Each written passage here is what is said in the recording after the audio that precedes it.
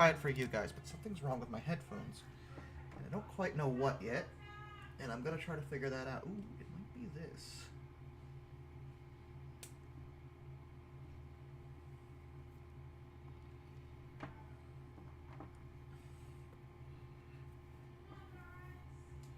Because I stepped on the wire before, and I think I might have screwed something up. Oh, it's still quiet. What is going on with these? You should be able to still hear me because I use a different microphone from my headset. Because it's better quality than my headset's mic. Why are you...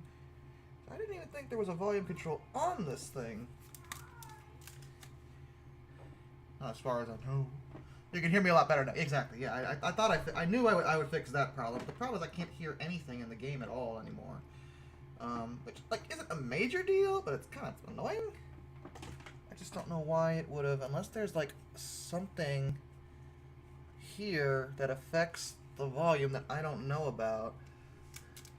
Because it's not that my headphones aren't delivering audio, it's just that it's, like, really quiet. There it is. It's right there. I found it.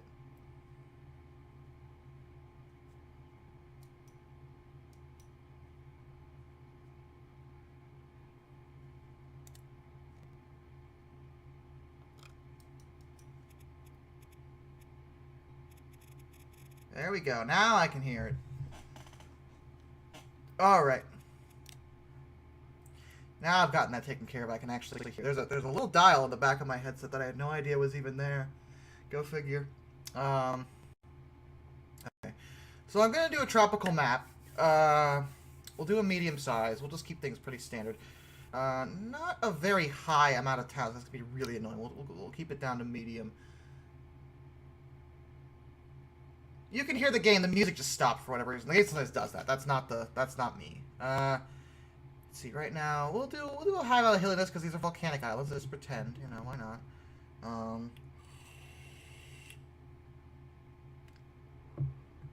That looks good to me. All right. So we'll do custom. We'll allow mods just for funsies. Hello, The Lost and John C. and Fascist Sun. Alright, so looks like pretty much every one of my mods is on at the moment, except for the War Express, which is a unique game mode, so of course that's going to be off. I don't think there's a reason to turn off most of these. I'm trying to think if there's anything that I don't necessarily want. I mean, there's a lot of bad things, but I just don't have to build them. Vehicles, no end year. Let's see. So, more line colors, yeah, that's fine. Flying saucers, I'll leave it on just for fun. Yeah, this should be fine. We'll just leave it all on. There's no real reason to have it off. Vehicles are all... Town names are... America. And environment's tropical. We already did. Difficulty's easy. Not that it matters because I have the mod that allows me to infinite money because I don't really feel like screwing around with that. But there is a goal here where I only do infinite money because I don't want to get stuck with like like we have to wait. Like I don't want to have to wait because there's a lot of waiting in the early game. So we're not going to do that. So we should be good there. The start year I'm going to start. Let's do 1880. No. Let's do 1900. Let's do 1900. Industry closure frequency sometimes. Industry density target. Disabled. We'll just disable that. Up to 4 cargo types. Yeah, that's fine. Okay, I think we're good. So the goal here is basically I want every line to be profitable. Anything I do, it has to turn a profit. That is the rule here. Now, that is easier said than done. But I won't be intentionally screwing up this time. So no more, no roller coaster bridges, no intentionally bad locomotive designs, nothing like that. We're going to use strictly by the book stuff that, a real railway would use and make lines in accordance with logical assessment of the terrain and the needs. We're not just going to throw things out willy-nilly just because madness is funny because I can only do it so many times before it's gonna get boring. Like I can just throw lines all over the place, but like my problem with the I did that video about the building the worst railway. That's funny. That was very funny. It was funny twice, but it gets to the point where there's only so much more I can do before it stops being funny.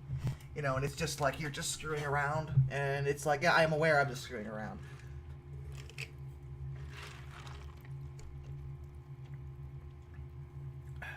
So, we are definitely going to actually try to build a legitimate railway system this time.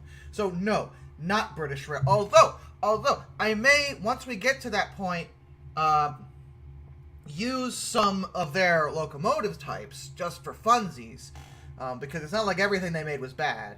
But since we're starting in the year 1900, that's where I started, yeah? 1900? British Rail is a ways off. Quite a, at least, 5 decades.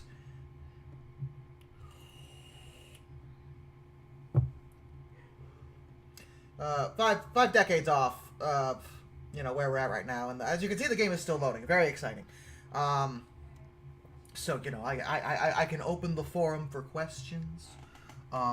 Each question costs $1. No, I'm just messing it up. You can just ask whatever you want. You don't actually have to. That's a joke. I've heard of people doing that though, where it's like I'm going to do a Q&A, but you all have to pay $1 in order to ask a question, and I don't like unless I don't feel comfortable doing that myself.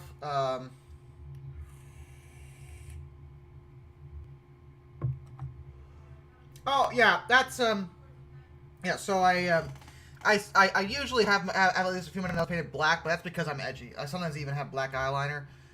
That's just my aesthetic. It's been that way since high school. I haven't really evolved past that, even as a father. Like it's just, the whole edgelord, look going on. That's just the way I am.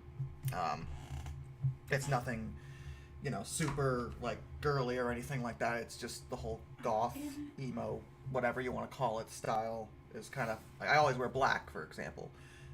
That's just the way I am. And I don't want to hear edge from someone calling himself Crimson Dark. Like, come on now, I'm Darkness the Curse, and you're Crimson Dark. We're both quite in that vein of yes, darkness. What are you complaining about? I'm not complaining about anything. I'm talking with my stream. I forgot you had that. I'm sorry. I didn't disturb you. My girlfriend's back here. She was doing a freaking TikTok live. She made, how much did you make? Hold on, I'm about to see in a minute. Total? Hold on. I have to transfer this. My least favorite steam locomotive function-wise? Oh. I think the Heineck Horror, the one on the stilts with like the multiple little wheels that was made for a scam. It's kind of hard to beat that because it's just such a trash. Like, it's not only is a scummy thing to do, but it's just such a trash idea. Like, it never meant anything. It's so pointless. I have $63 in my Cash App. $63. So far she's made $62 in like an hour or so, which is not even that. And I have $2 in my bank. Didn't have how much? $2. So you made $63. No. You made $65. 63, 64, 65. 65, right. Yep. I just did the math. Oh, did you? Yeah. Oh, man. I just said 65. My man. Good for you, by the way. She made $65 in like 2 hours doing frickin' TikTok nonsense that I don't even like to get into. Anyway, Hey, I told you I was gonna make close to 100. Yeah, that's not close to 100. That's a little over 50. It's close to 100. That's nice. I'm busy. Anyway, I left you alone while you did your TikTok stream. You leave me alone while I do my YouTube stream. I did. No, you were saying stuff. I occasionally, just a little bit. Doing. We were in the car. How am I not gonna chime in? You know what I'm like. Hi, baby. Anyway, so my favorite top 5 railroads. Well, I'm quite partial to the Pennsylvania Railroad. That's because that's kind of what I grew up around. It has a lot of my favorite locomotives, so naturally. I always loved Conrail when I was a kid, but I saw Conrail all the time with their bright blue livery. So I really appreciate. I always loved Conrail. Burlington Northern. I don't really like them in terms of their management, but I always like their green aesthetic. Excuse me, sir. Union Pacific is very American, so I kind of have to go with them. Excuse me, get off of me. Yeah, he did it to me all night. Yes. Sorry, my cat's bothering my girlfriend.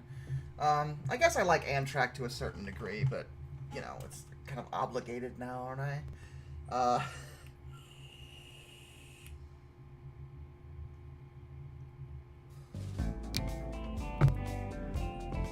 It's a little loud for me. Hold on.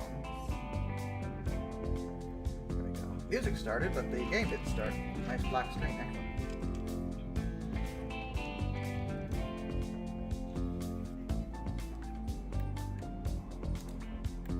Yeah, I want a dog, but I live in an apartment and it's too small. Can't afford a house yet, so cats just... I couldn't put a dog in this apartment. There's just no room.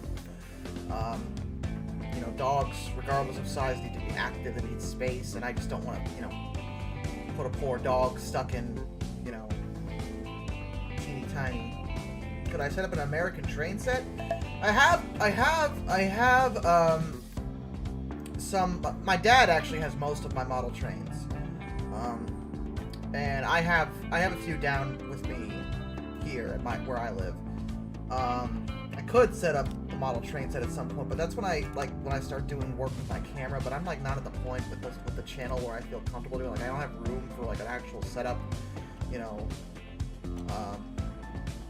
something legitimately good that I feel comfortable with, you know. So I just do my usual stuff. Plus, you know, nobody. Oh, an American. Oh, in the game. Sorry, I thought you meant in model trains. I mean, yeah. I mean, I'm trying to.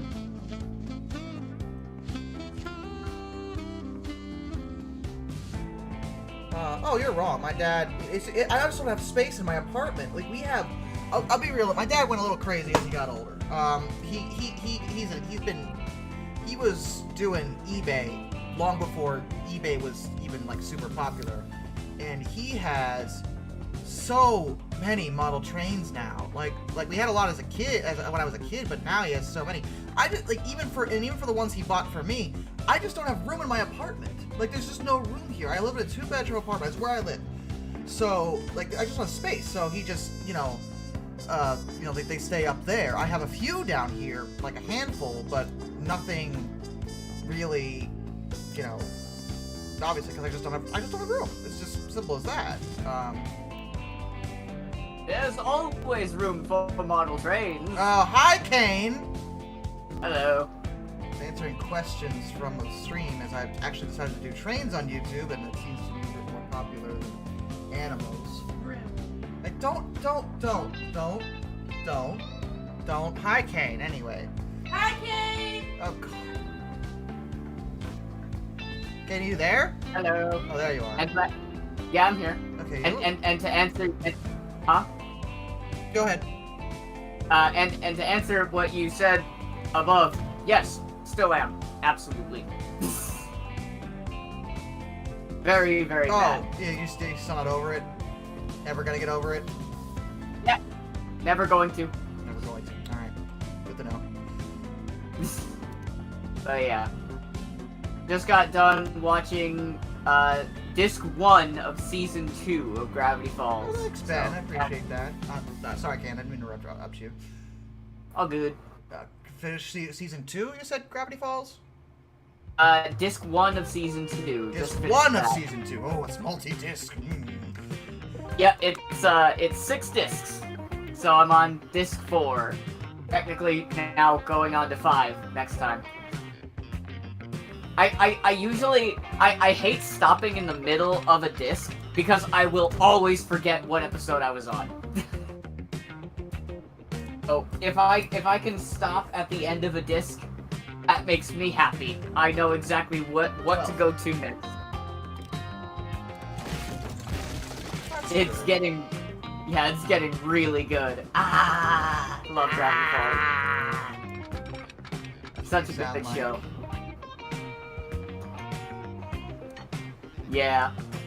My favorite gas turbine? Gas turbine? I thought I was going to say steam turbine. I was so excited I was going to be able to talk about the S2.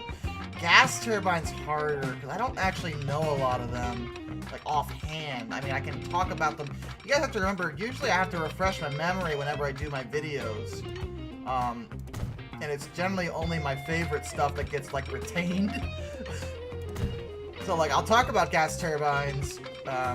I did like the now that I'm thinking about it, I did like the design of the Blue Goose, though. I thought it looked really nice, but it's hard to say how good that engine would have been, because it really never had a chance to do anything. But I did like the look of it. You know, and British Rail had that one, I forget exactly what it was called, but it was a gas turbine, but it looked like a steam engine, and I always thought that was really neat looking. Very cool. Very cool locomotive. What's my true opinion of British Rail? I mean, well, they are the butt of every joke on the channel. My opinion is that they're a government body. They're a government entity, and they were run like most government entities tend to be. Namely, with failure. It's just one of those things. Kane, am I wrong? I guess. I don't know. You don't know. I have no idea. Well, no. You have an opinion on the government, don't you? Don't you? Not very many. Okay. Not enough to have an informed one. Okay, that's fine. I do not smoke weed. Not that I don't judge people that do, but I myself do not. As I have tried it in the past, I admit this. It's not good for me. Let's just go with that. Some people are like, it helps your anxiety. No, it helps your anxiety. It makes my anxiety go through the friggin' roof, because suddenly every thought on my mind is happening all at once. I can't handle it. So I do not do that or any hard drugs. Well, harder than that, obviously. Like, weed's not a hard drug. Like, whatever. I don't know. Kane here is a major pothead, aren't you, Kane? Oh, absolutely. He's not. He's not. He's not at all. Not in the slightest. I don't really, obviously as a dad, I'm gonna say don't do drugs. Kids, in general.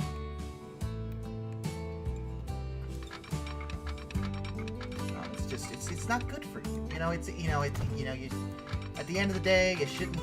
It's kind of where I'm at with it. But again, some people, there are some, doctors, actual trained medical professionals, which I am not. Some will say that there are genuine medicinal properties that can be utilized from THC, and in that instance, whatever. Like that's that. Like I'm not one to question medical professionals. Like, I don't know more than them, okay, when it comes to that. I can tell them, I know more than them when it comes to trains, probably.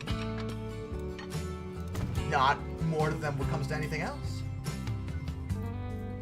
I'm not on a route scenario. This is a free play mode that I just started because I needed something to do. And I wanted to press the right button is what I wanted to do, and I didn't, and now everything's... Kane! Quick! Help! You know what you should play that involves trains? Wild Arms 3 on the PS2, where every character starts on a train. I don't think that's helpful, but thank you. But gosh! It's a JRPG with a train! Yeah, and, so is Final Fantasy VI, technically. Which is very true, but that one is unrealistic.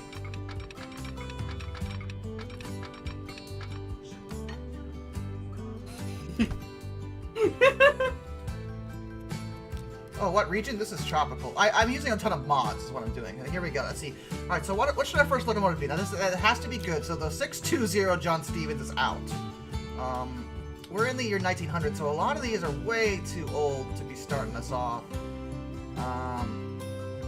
looks like the most modern loco we have, if we scroll down here, well, we have 10-wheelers. We have a 10-wheeler. We also have a few. We also have a Caledonian Railway 440, which I like that. You might use that. We're gonna have 2 trains on this track in particular. There's also another Caledonian.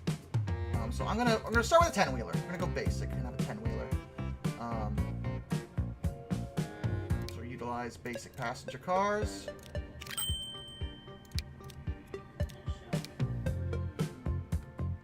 A lot of people have asked me to do stuff like the Santa Fe sabotage and the chase collision and stuff like that. But my problem with doing that, like, I probably will eventually, but the issue I run into a lot of the time is that, you know, I try to do stuff that no one's really talked about, and a lot of the stuff you're now mentioning has absolutely been talked about by, you know, multiple, you know, YouTubers. Some are most are more popular than I am, you know, and it's like, yeah, I can talk about Chase Maryland, but what could I add to the discussion that hasn't already been talked about?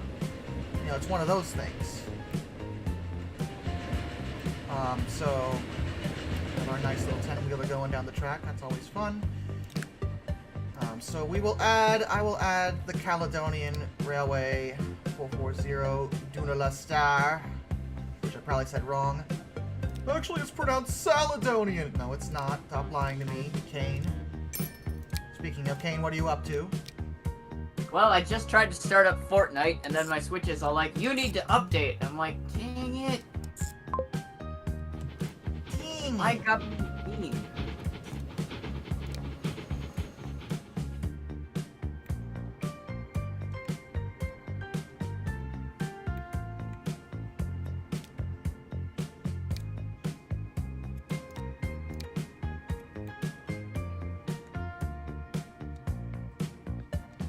But yeah, aside from that, not doing much at the moment.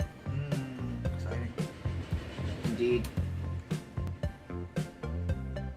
Gravity Falls is very, very good, and I'm very happy. Why are you guys sharing a line? That makes no sense. Don't know. Sorry, I'm trying to figure this out. It's like, it's being dumb, is what it's doing. It's being really, really dumb. And that annoys me.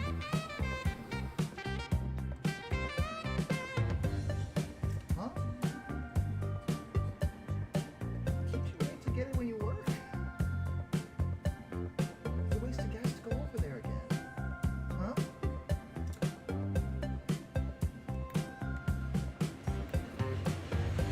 Ah.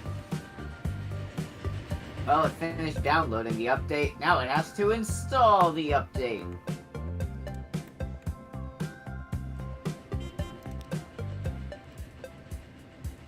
So...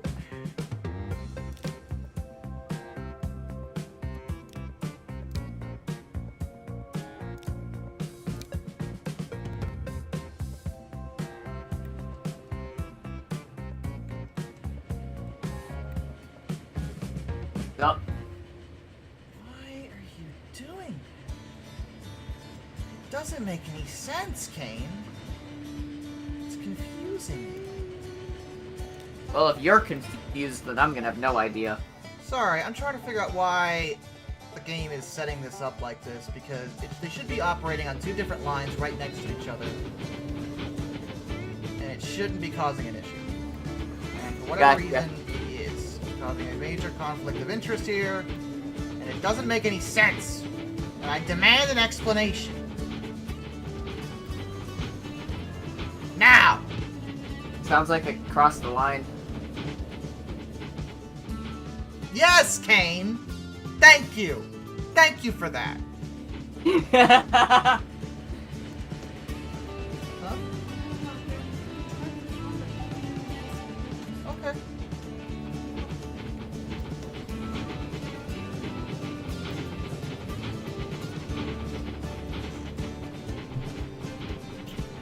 Love you too. Not you, Kane.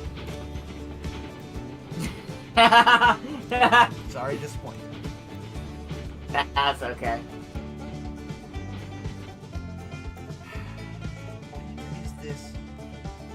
problem happening? And more importantly, why? I wonder if I can not to do that. Then it can't cross the line anymore. Hey, Josh. What? I found a meme.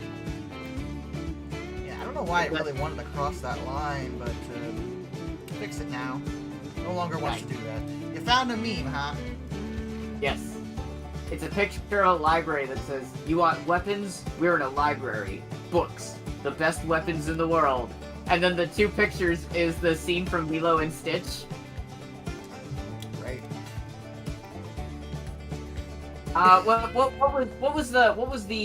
Was it Bubbles? Lilo. The agent? Yeah, the agent. Yes, that was Bubbles. It's the scene with Stitch holding the book and throwing the book at Agent Bubbles. In SP Railfan 4449's defense, I only uploaded my Casey Jones video today, and even there, it's only available to underwater train finders right now. It won't be available to the public until next week.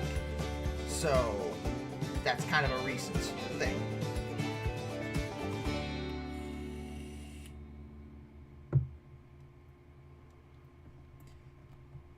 Thoughts on Union Pacific 3985 getting restored? I mean, I think that's good, rather than it just sitting around doing nothing. You know, obviously, I would prefer it actually doing something. Now, we have to think about...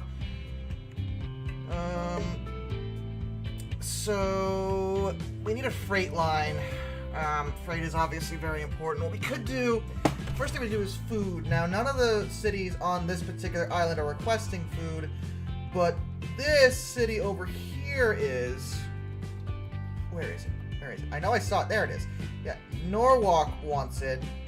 And what we could do is make a shipping lane with boats. So we'll small rail line between here and there, and then send boats out to create our wonderful, beautiful, amazing, sensational food transport network that will help out all the starving children. Right, Kane? Yes. That's right. That's the goal here, is to help all the starving children in the world. The best goal in life. It's not the best goal in life. I mean, it's a good goal, I guess, technically. Might be the best goal. I don't know, man. I don't judge people. How about that? I don't... You wanna fight about it? Are you... Yes. Are you challenging me? Yeah, Oh. that means we're gonna have to install some Blaze Blue Central Fiction up in here. We don't have to install that. I wouldn't be able to. Also, you play know that. full well that I would destroy you at Blaze Blue. I don't know. I'm a pretty good Hazama player. You are not. That is my main, and you know that. And I assume that's the joke. Yeah. Man, you don't have the hand-eye coordination to deal with Hazama. You know that. I don't have the interest to deal with Hazama. I don't have the interest to deal with characters I like in that game. Like, I'm so not good at. Like, I think it's especially worse because the more I hear about it, the more I'm like, you know, Guilty Gear's complex, but at least it's consistent. Like, I just don't think Blaze Blue is a consistent series most of the time when it comes to how its combos work. I guess. Okay, now for the small... This is a really small line, so I think we're going to go with just a little 030 tank engine. Because we really don't need anything bigger than that. Because there's not going to be... There's just not going to be a lot.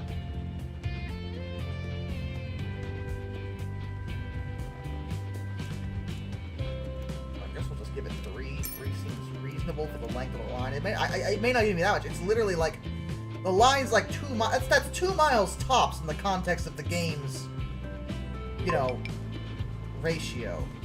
Which, what are you yelling about? Newport News Exchange. What the? Oh no, did I seriously do that? Oh my god, I'm so stupid! Ah, Kane, why didn't you warn me?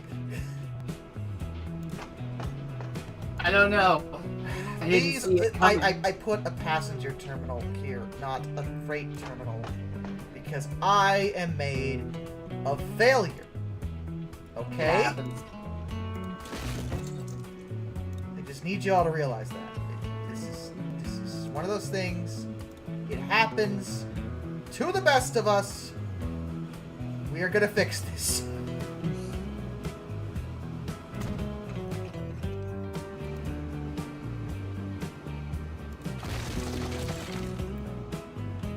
What happens when you're too busy being as awesome as me? Of course. Is really what it is. If you don't think about it at all. By the way, I wanted to give you a random throwback because I was playing Forza Horizon 5 a little bit today, and I was looking through all of the nicknames that you could select. One of them is Dark Lord, and I'm like, wait, that seems weird for this game about racing. Yeah, well, you know, they loved my racing skills so much they had to add a... That's not what I wanted to do, game! Ah! Sorry, The game also put the game also puts cars with the same name as people in your friends list, so I actually did drive by you. Of course you did. Yep.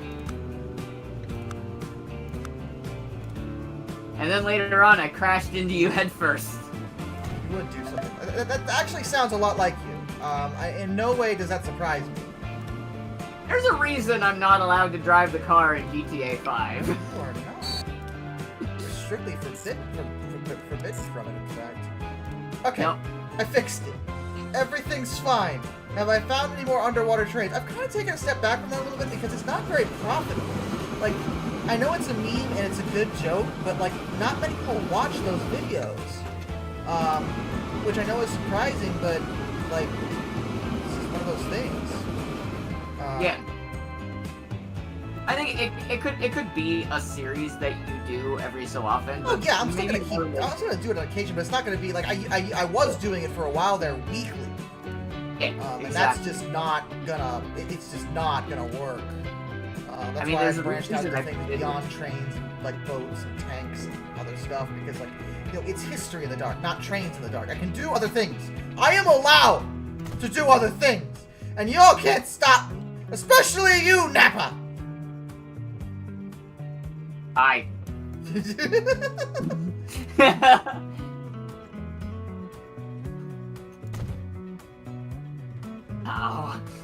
How dare you? Showed him. Series is ridiculous amounts of quality.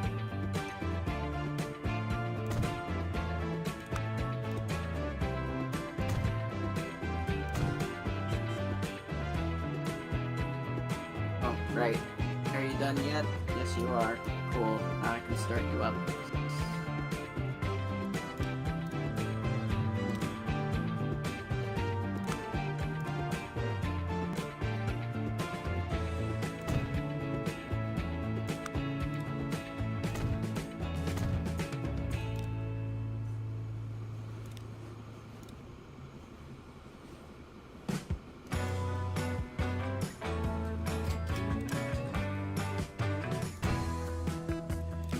Now we can add boats to the mix. We'll take food. Do we want the Klondike or we want the Nurk Castle? This Klondike, oh, the Klondike rather, is... See, our problem with that is it's a riverboat. This is through the ocean. Plus, it doesn't have a high loading speed as the Nurk Castle does. So we'll go with the castle. Actually, we'll do two of those. Take this. Right over here. Deliver food to Norwalk. That'll be good.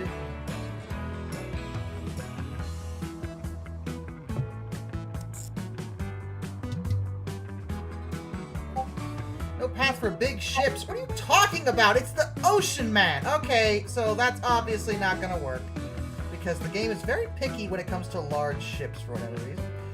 So let's replace those because the game hates me with 2 smaller ships.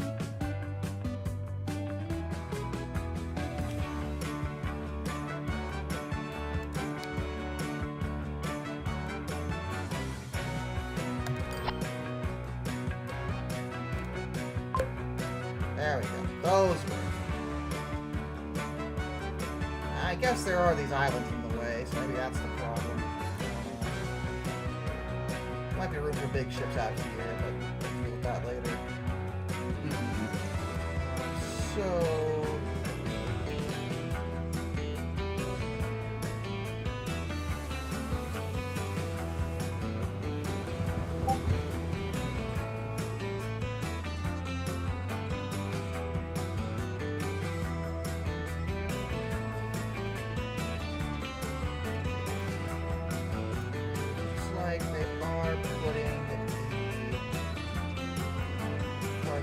make sure they're actually putting the cargo on the dock, because sometimes they don't do it because they're idiots. Okay. Yep, they are. There we go. There's some food right there. Okay, so that line's working. Everything's working there. We got the train operating.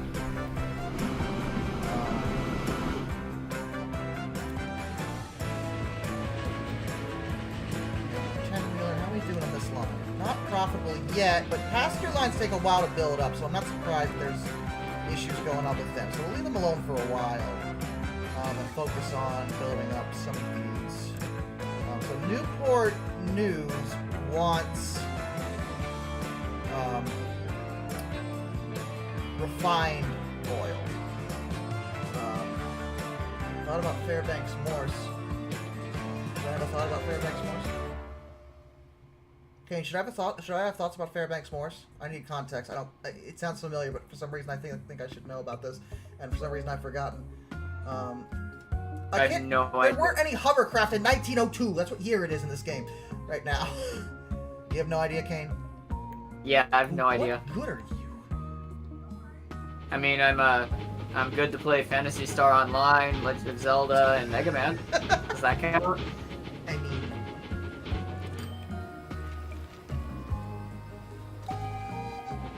No, but I appreciate. I just, you know what, Kane? I always appreciate your presence. Because Kane, guys, Kane over here is the goodest of the good boys. No matter what that jerk Teddy says, because he's always talking smack about my boy Kane. Yeah, totally. He doesn't really. Now, okay, so we can... So, there's oil here, and then, oh god. See, the problem with an island map is that there's only so much space I can utilize. You know, I might actually do, I'm not even going to build a rail line here, necessarily. It just doesn't make any sense, given the situation. What I'm actually going to do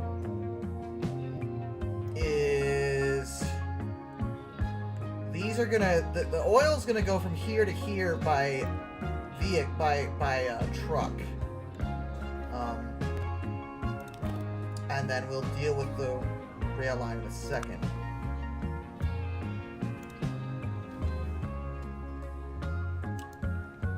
I could play some Klonoa. You could do that. Didn't you already beat the game though? I beat the first one. Not beat the second one, though. I mean, I did beat the second one back on PS2, but I could beat it again. Yes, but I... You know what I meant. Yeah, I haven't played through the second one yet. I've been putting it off a little bit here because I did end up pushing myself through the extra mission. Or did you ever do the extra vision in Klonoa 1? Yeah, I got 100% of that game. Oh my god, that extra vision is really hard. But I was able to do it. But my god, that was a platforming nightmare.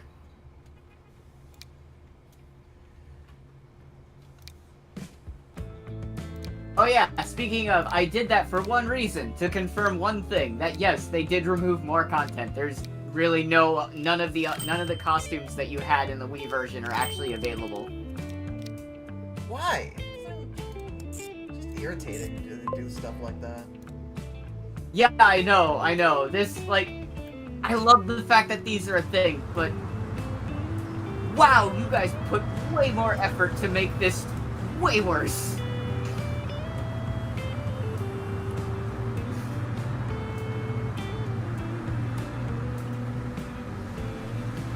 So we got some trucks moving. They'll take the oil to the initial refinery, and then we need to make gasoline. I think it's what it is over here. Now the question is, can we... Do I want to do that by boat, or do I want to do that by train? Because things are really cramped. Do it by the grain. Huh? Do it by the grain. Train? Yeah. Why are you the way that you are, man? I mean, you could either do that, or you could do it via tote. I'm doing it by boat because it just seems more reasonable to do it that way. Yeah, it makes sense. Just with the amount of space I have to work with, there's just no room for the rails here. Yeah.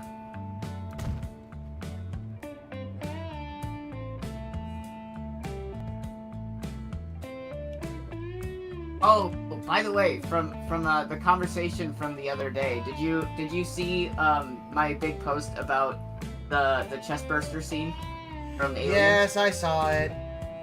Yeah.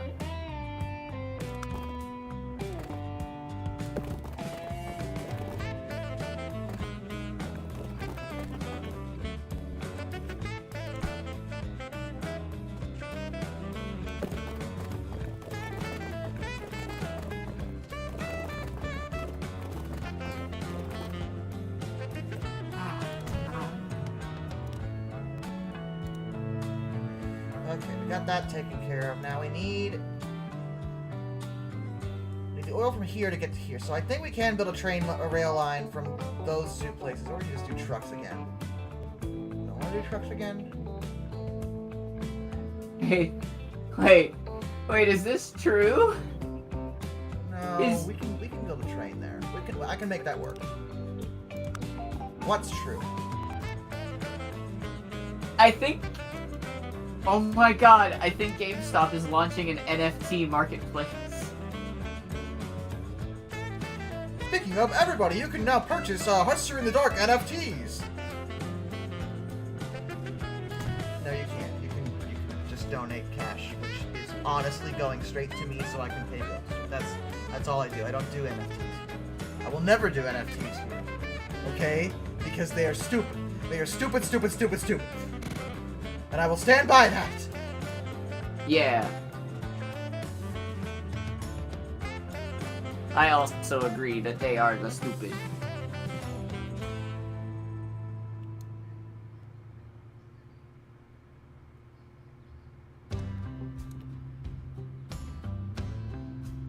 You know, in their situation, I feel like that's a really bad move. I don't know. Ask Ted. He might think it's a great idea. Since he now works for them, he's become... Yeah. Ted has become the enemy. There's only one option now, Kane. What? We have to kill Ted. Or we could convince him to get a job at Game Crazy. Is that even a thing anymore? No. Man! I'm sorry, I just like... Oh my goodness. My favorite thing actually is I can't remember what game it was. It was you know what? I do know. It was the Capcom it was the Capcom Arcade Classics collection on Xbox. I bought that on eBay. And the case actually the case actually has Game Crazy stickers on it. And they're actually the only stickers I refuse to take off. Why? Because of that tremendous historical relevance? Yes, because I think it's hilarious. At one time, games were crazy. And you could buy them at a store by the same name. Oh.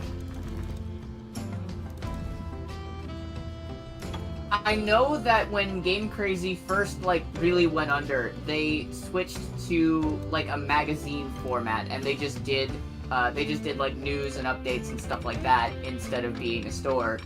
But I don't know if that. I'm sorry. So they, in order to save themselves, in the year of our Lord post 2000, chose magazines.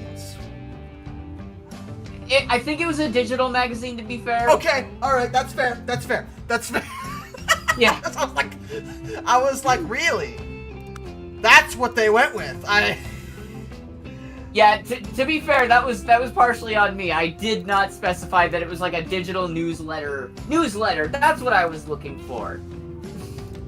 It was a digital newsletter that they did, and I don't know what happened after that. How much money do you have to give me to say something nice about British Rail? Probably nothing, because I can think of good things to say about British Rail. I do facts. $1 billion. And I will not. I don't feel it would be appropriate for me to demand bribes to say something nice about something when there are genuinely nice things to say about British Rail if I needed to. Not that I'm going to stop you from sending me money if you want to, but that's purely your call. But I'm not going to. You know, I'm not going to be that much of a greedy jerk about it, because that's I just don't like. I don't like doing that. You know, it's just it's inappropriate. Let's go with that. $1 billion. No, Kane. Come on, everyone knows what I'm referencing. Yeah, I know. Let's do a tiny little tank engine for this line. We'll do Smokey Joe. Do you want to do a Lively Polly, tiny? No, we don't want to do that. But can it do it, Josh? Is it capable? Yes. Let's do a BR-89, not British Rail. This is a German tank engine, I believe. I think is reasonable. Length of this line, maybe even that might be too much, but we'll start with that and see how it goes. If it doesn't fill up, I'll drop it.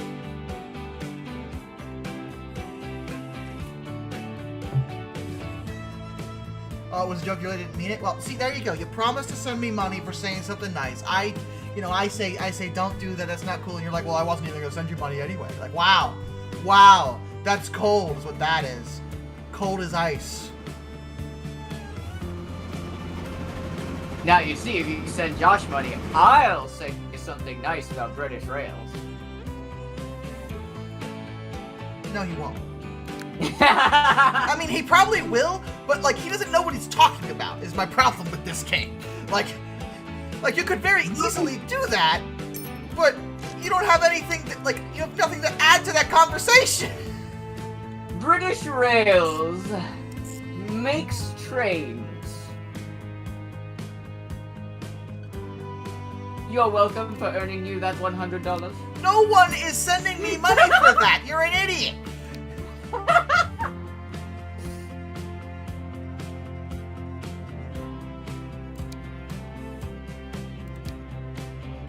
Oh yeah, I don't know enough about any of that to say anything.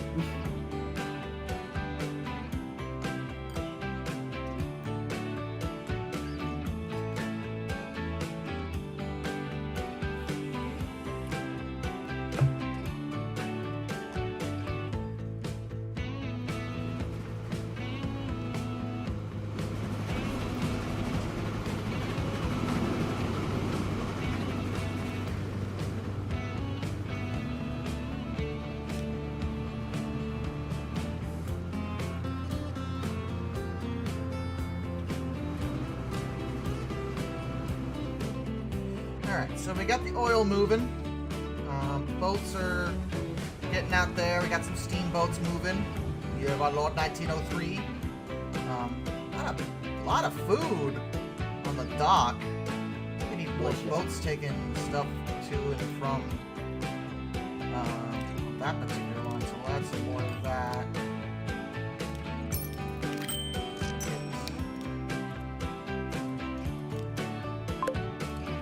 See how that goes. That might be too much, but if we can get more food over there, that'd be great.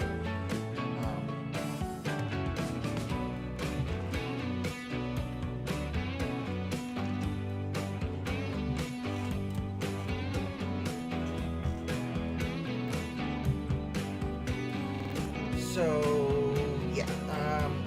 My concern. Really, the issue with the oil right now is the era. Because the best truck I have is this amazing, phenomenal thing, which were very, very progressive for their time, but definitely not going to break any speed records. Oh, look, that's carrying little barrels of oil. It's actually kind of cute. Anyway, but yeah, it was just so close. Like they're in spitting distance. I could walk a barrel of oil. Like, why would I put a rail line there? It just doesn't make any sense.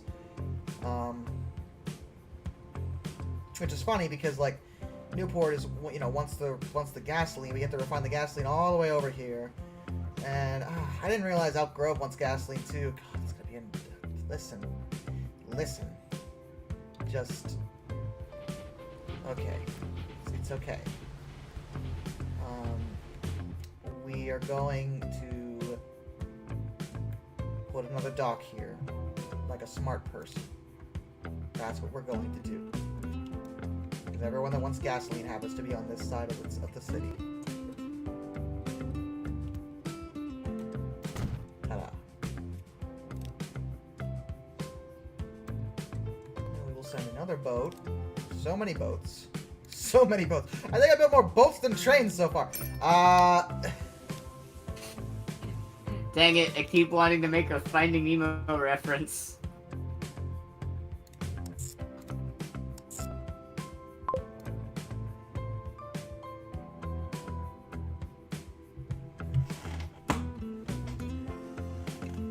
Yes, you're still there, not smarty. Favorite railroad museum? Hard to say. Do they show me trains? I mean, the Pennsylvania Railroad Museum is very nice. There's also, I've heard the Maryland one is pretty good. Strasburg is a heritage railway. That's a great one. It's not really a museum necessarily, but of course that's right across the street from the Pennsylvania Railroad Museum, so it is.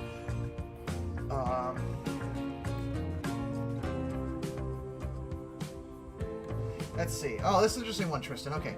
Would I rather have the Pennsylvania Railroad still exist today with all services or have all early British rail diesels not exist? Well, I mean, that's a weird question because, Pennsylvania Railroad still existing, given I live in America, kind of directly affects me, whereas the British rail stuff doesn't affect me at all. Because I have never lived in the UK. I certainly didn't live there in the 60s, and I don't live there now. So I feel like a little biased, looking at it because it's like, well, I mean, obviously not British Rail, but, why would I, it's just one of those things. I feel like that my answer would probably be the first one because, like, even with every failure, people learn from the failures and make things better next time. Look at Kane being an honest good boy again. Yep. It's accurate. This is what you do here. I get that. But yeah, I can't fathom a logical reason, to, like, me talking about British Rail is mostly a joke these days. Because, yeah, they were bad, but they got better, and, they were put in a pretty tough position, too, as many have pointed out.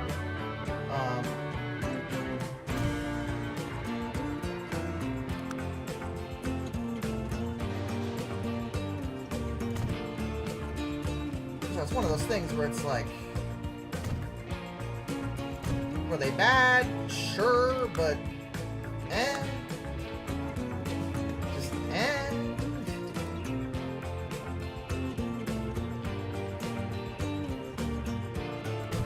Plus, I don't really think that they were malicious in any way. No, Just- no, goodness no, not at all. Yeah, exactly. Well, So it's like- actually, that's debatable only on the basis of there has been actually at least the first dude that was in charge of British Rail, the British Transportation Department. He did a lot of stock in like automobile companies. Ah, gotcha. Yeah, you see where this is going, and some people wonder if he intentionally screwed up the rail lines because it made people want to drive cars more. There may have been some corruption things, going on there. Like I'm sure there were plenty of honest people working for British Rail as well, but the dude actually in charge may have been a bit more malicious, possibly, but that's never actually been proven. Yeah.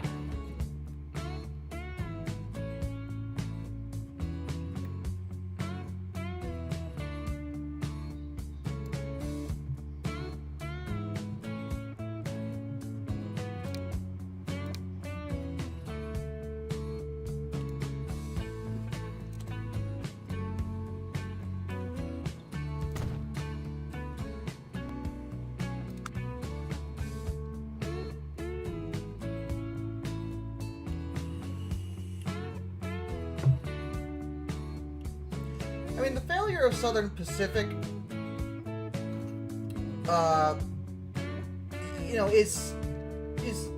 is the same story that we heard all over America at the same time. They went under for the same reasons that a lot of railways went under at that time, because it just stopped. They couldn't evolve with the times. Like the way they had done business was no longer profitable because people were either taking planes, which were much faster, or they were driving cars. The automobile industry, offered private cars, that people could, choose to take out, and they were in control of, and it was a good feeling for people,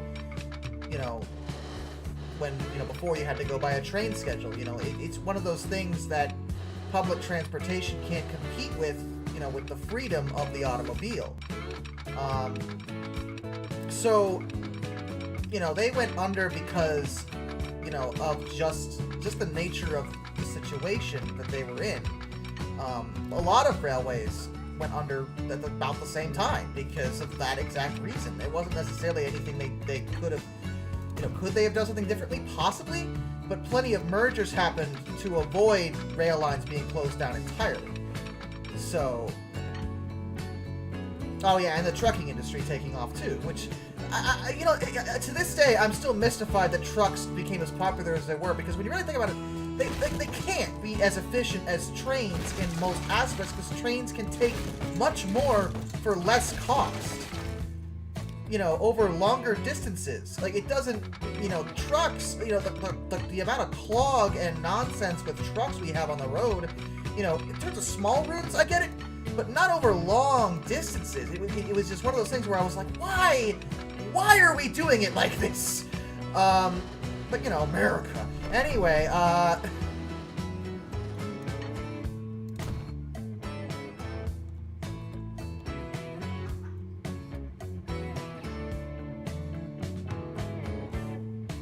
oh yeah, I know that the government also had outdated rail regulations. That wasn't helping, and you're right. It wasn't necessarily, the entirety of the railway's fault. But yeah, that was also a big problem. That the government had a bunch of regulations in place that were just like, yeah, you can only charge this much. Why? Because we don't want you charging too much. Yeah, but we're not making any money anymore because of inflation. Too bad. That doesn't make any sense.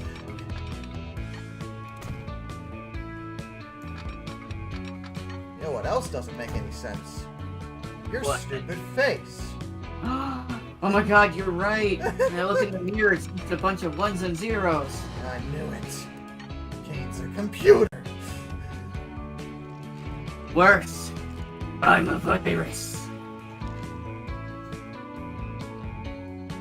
And all I do is infect your computer with terrible puns.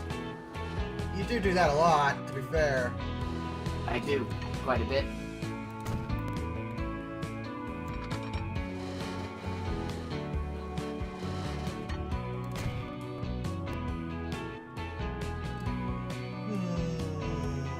Okay, let's see how we want to do this. We pretty much, we gotta take this through the mountain to a certain degree, but maybe not all the way through. Probably take it around this way. That's pretty neat looking. I like that. I like that. You know, I'm gonna dig it all the way through the mountains. That'd be dumb to do.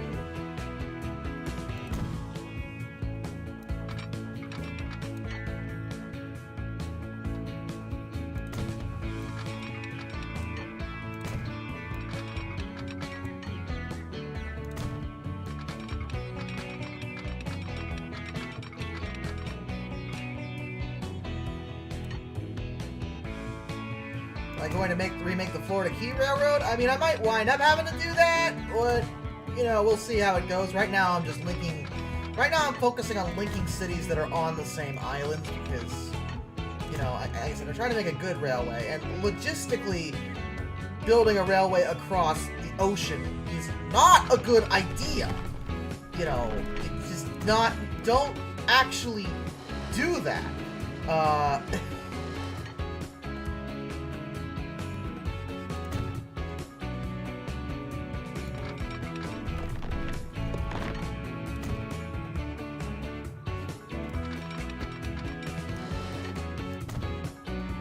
I don't really want SteamOS. Yeah, how long has it been since they announced that? Well, in terms of SteamOS 3, we really haven't gotten very much information at all. Version 3.0 is still in development right now, so they've got it out on the Steam Deck, so they're probably using that as like the big open beta period where people are gonna really start patching issues and stuff. Right.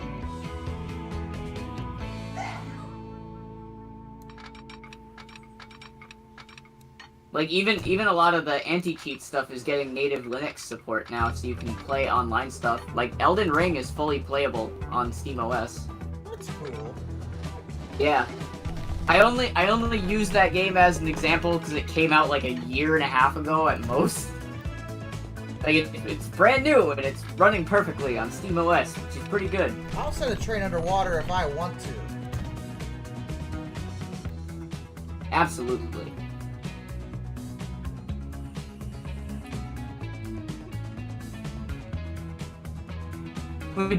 Would you call an underwater train a submerged way?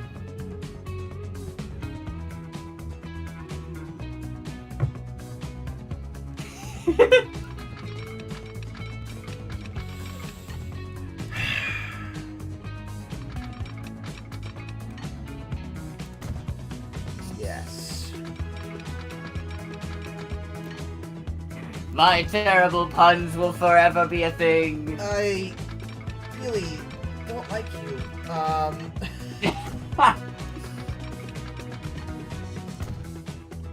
You are... Why do I even ask? See, the good news is you make the stream laugh. Good work. Are you happy now? My viewers think you're so fun. And I'm Hooray. so boring. Obviously. Well, on the next Kane Oblivion stream, we will play the greatest train simulator known to man. Wild Arms 3 on the PlayStation 2. Stop it.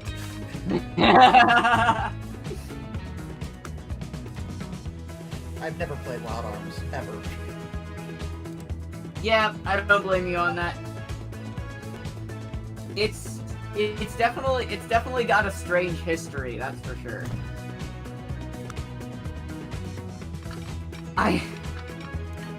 I started Wild Arms at the worst point you could start, apparently, which is awesome, which is the same thing that happened to me with Saints Row. At 442 Atlantic to this route. What, you started the game that changed everything? Yes, yes I did. Of course you did. The first game that I played for Wild Arms was Wild Arms 4, and no one liked it, and I loved it. But to be fair, I do understand most people's points, and I won't argue that it's not really an accurate. I won't argue that it's, you know, it is not an accurate Wild Arms title. That I agree with, but I still love it. I think it's got great music, it's a great game overall, the gameplay is so cool and interesting and unique. I really, really, really like the combat. That was the best system that they added in Wild Arms 4. The combat was super fun. And if you're gonna play Wild Arms 4 for any reason, the combat's the best part to do it for. It's awesome and fun and great. And they even kept that system for Wild Arms 5. Freaking awesome!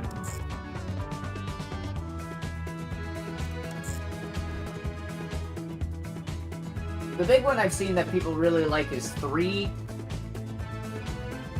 And I don't really know what I think about 3 yet.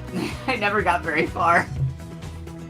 Well, I make a Railfan channel. I don't even know what that means. Like, in context to what? Because, like, I already do a lot of train videos. The bulk of my content these days. I'm really playing a train game right now, which is currently hung up because I had the goal to ask it to load a modded in Locomotive, and now the game is hung. So,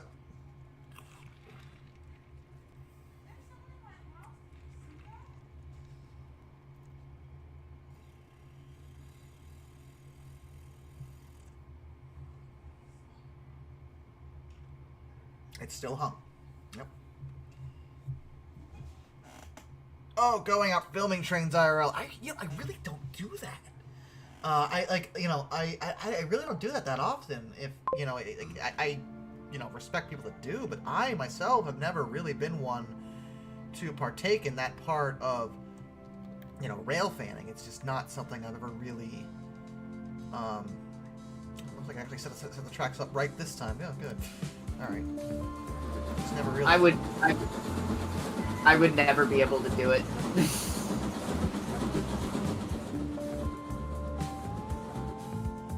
I know that sounds weird, but like, I like talking about the history, but in terms, like, I like going out to see trains, but like, rarely am I in a position where I feel need to record stuff, and like there's a train track within 5 minutes of my house, and the trains go by on the daily, like I can hear them from my house. Yeah.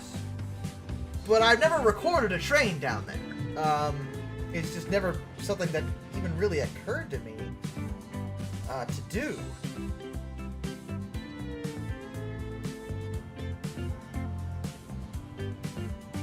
Not that there's anything wrong with doing that, of course. Like, that's totally, that's what you're into. That's what, that's, everyone has their hobbies. There's nothing wrong with it, but I've just never been one to do it myself.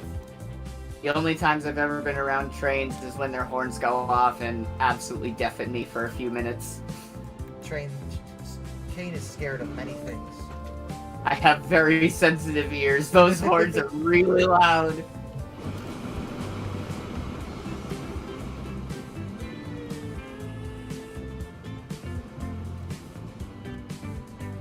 Okay, so we have our passenger lines going, we have our freight lines going.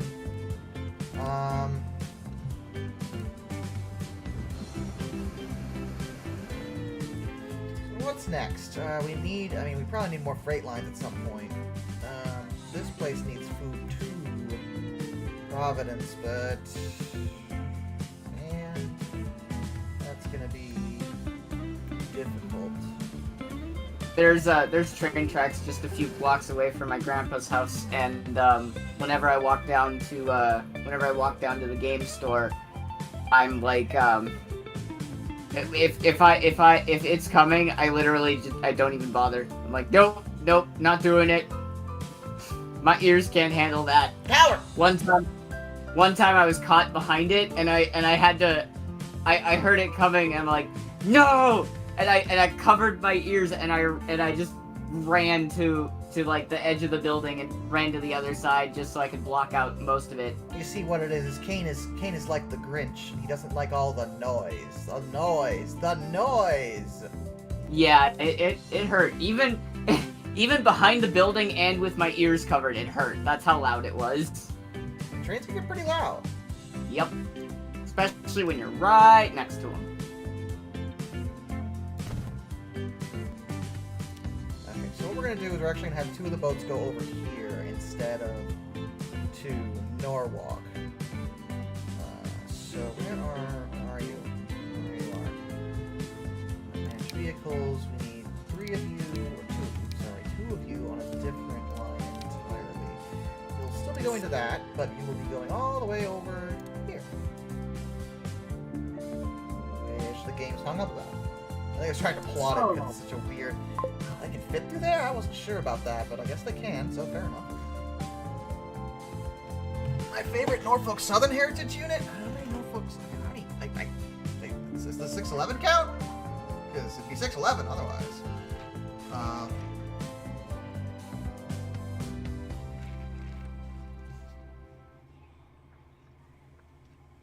Oh, hi, Griffin Rails. Welcome. Like when I was younger, one of the things my dad and I would do is go train spotting, which I found out later was actually an excuse to get me out of the house because my mother was pregnant with my sister, and she hated having me around while she was pregnant because I have serious issues with my mother. But anyway, but my dad would take me out to go train spotting, and it was fun. It's one of my good childhood memories, and there aren't many of those.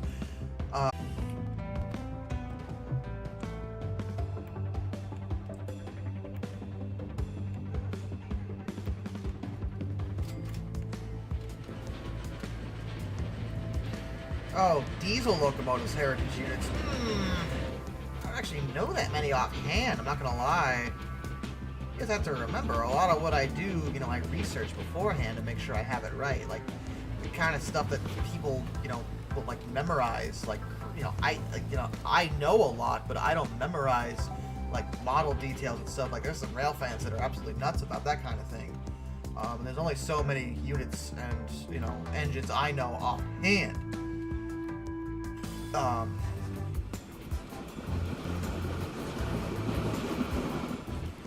So we are currently entering 1905 at this point. Got some boats. We got plenty of trains. We got some trucks moving around. Let's see if we can't. I'm thinking we probably need some trucks at some point, somewhere else, just because of how condensed we are. Do I want to build a rail line from Modesto to Fort Wayne, or do I want to... I should probably stick with the line I already have, and see about... Can I build a line to... That's not that big a gap when it comes to Norwalk. It's right there. So I could build a line from Providence to Norwalk relatively easily. The issue I see is that this refinery is in the way. We could just get rid of it. But I don't know if the game's actually going to let me do that. Will it? It will. It will let me get this. This is not a... Yeah, I'm not actually... I can't see myself using that refinery for anything. No, nothing nearby. I mean, Norwalk does, but they're getting it from there. And this is not a... No, there's no reason to have that refinery there. It's just in the way. Get out of here. Anyway, go on. Sorry, what you're saying, game? So getting rid of it will help you refine your route?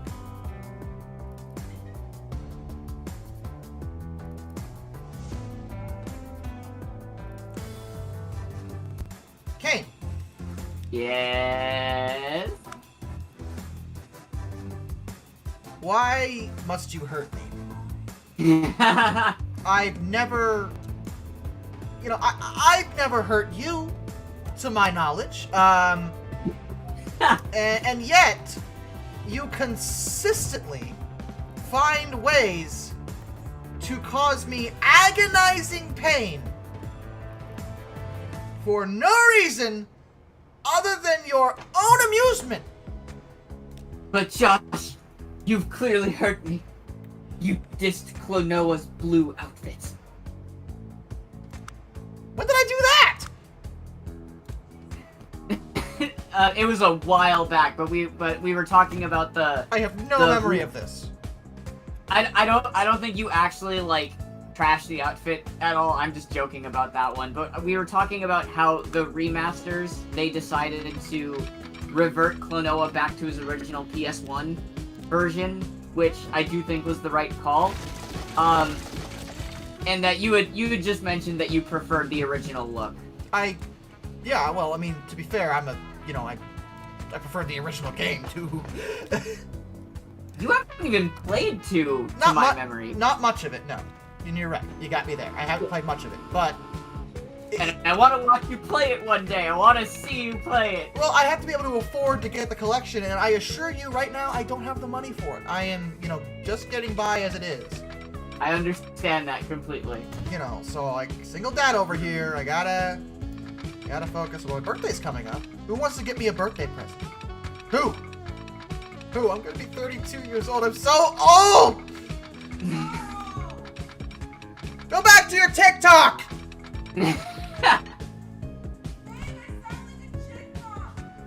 Good! Girlfriend just yelled at me. You are old! I don't know why you call me old. You're dating me. What's that say about you?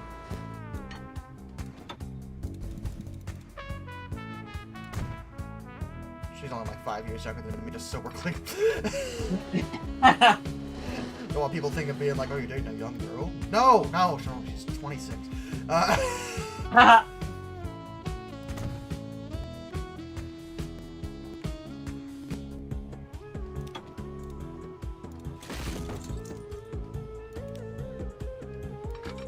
I will look into this, because I might be able to buy you the collection. Because at this point, I really just want you to play Klonoa 2. And I'll fucking buy it for you if I have to. I apologize. You did it again! Yes, I did, and I Not immediately... you! I'm talking to Kane! Go back to what you were doing! I immediately cut it. I apologize for that. I will buy it for you if I have to. Pillar collision with what? Well, you know what? Why do we even have that road? How about that? You ever think about that? Game, just get rid of it!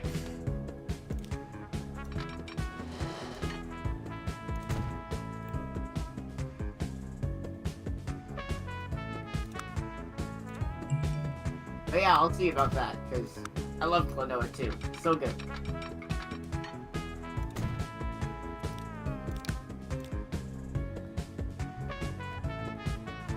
So this is a pretty short route, so we don't need anything super fancy doing it.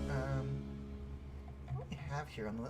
we don't have an American out there. We don't have the general. We'll throw the general out there just for... you know what? No, the general's pretty old at this point. Let's do a mogul. Mogul's less dated.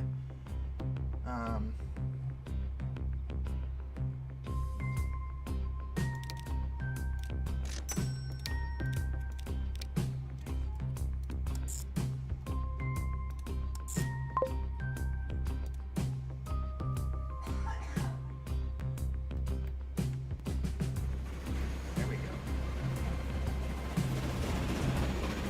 No double Farley. Yeah, I could. Why do I say Farley? Isn't it Fairly? I always said Farley, but there's an obvious I there. I don't know why I do that. I'm gonna assume it's a I'm gonna assume it's a fairly common mistake. I don't think it is. I think I'm just an idiot. But I appreciate you defending me there, Kane. You're welcome, and I did it with a pun. Let me just pause this. I have to use the bathroom, so I'll be right back, guys. Kane, quick, entertain the masses. Did you guys know that railroads are made of metal? Yeah. I'm very, very good at this. I don't know. Gravity Falls is cool. I like it. Good show. Owl House is good. Haven't seen Amphibia yet, but seems pretty good. Pretty good shows.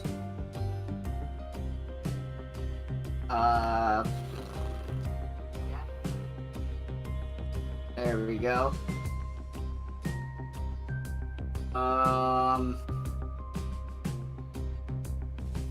Legend of Zelda: The Spirit Tracks has a train in it. It's got pretty good music.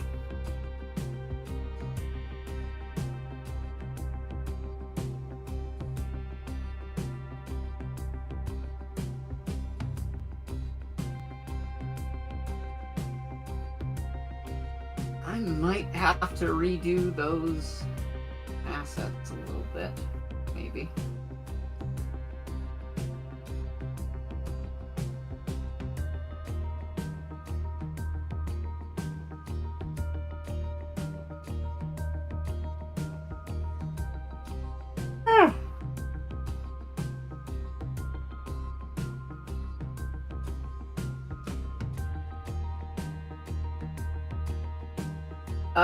Final Fantasy VI has a pretty good train level. It's very meme-worthy, so it's pretty good there.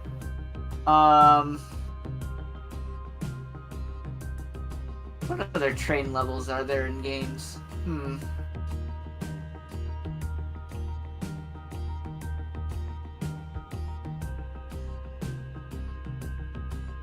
I do feel like there's more, I just don't remember most of them. So yeah, Final Fantasy VI. That's my answer for the best train level.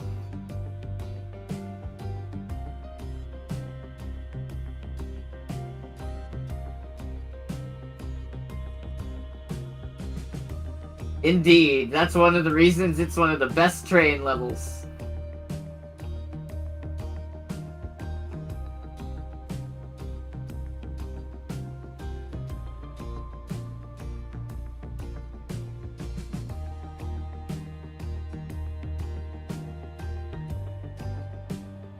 I never finished Final Fantasy VI, sadly.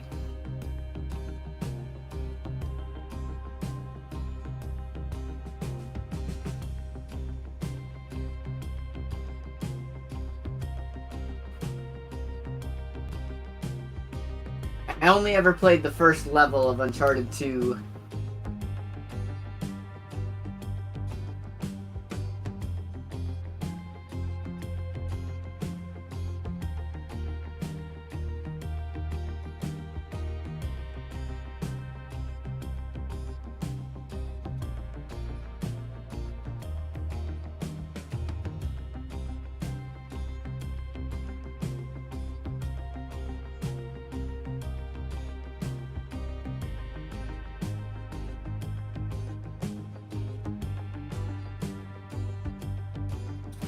Understandable. Generally speaking, right now seems to be a pretty decent time to get into it. It's on PC now as well as PS4 and PS5, so if you got either of those, go for it. Hello, Mike Edwards. Welcome to the stream. The host is currently stepped away for the moment, and he will be back soon.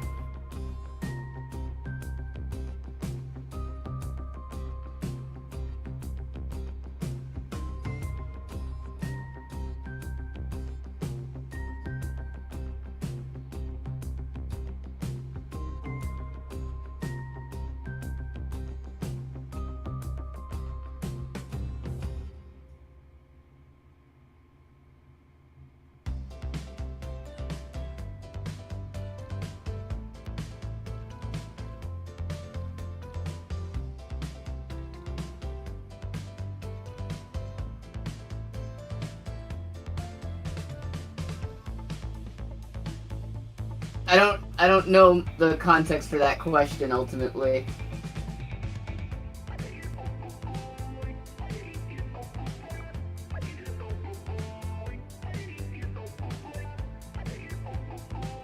I don't know what a superpower locomotive is.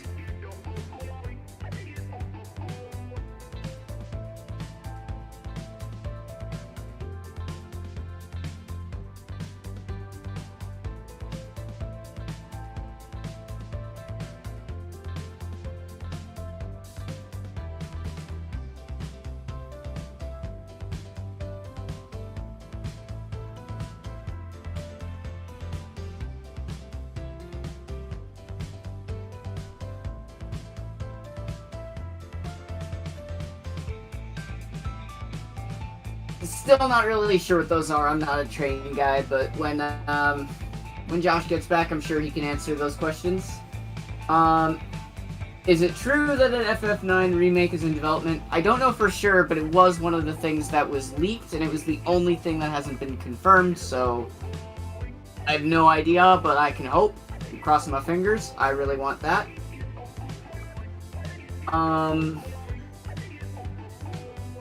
Hello, that one Kyle. I don't know how to pronounce that. Hello.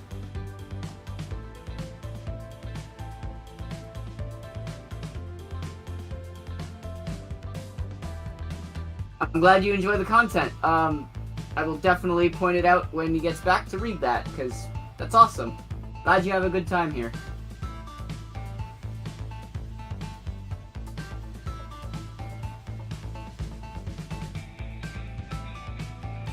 I really want an FF9 remake, though. I'd really like to see that. FF9's great.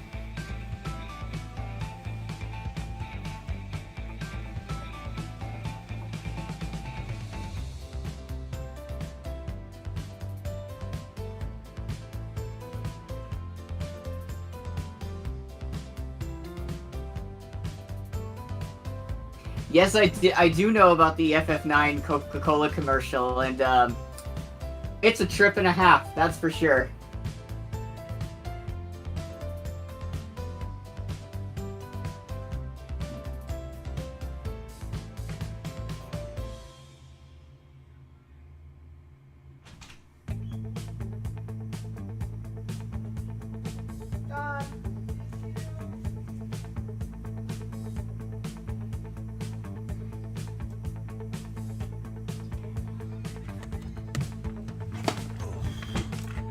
Are the masses entertained, Kane?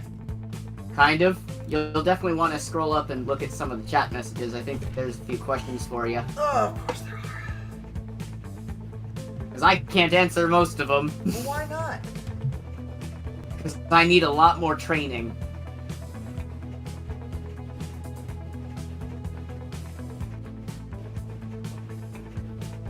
Why must I cry?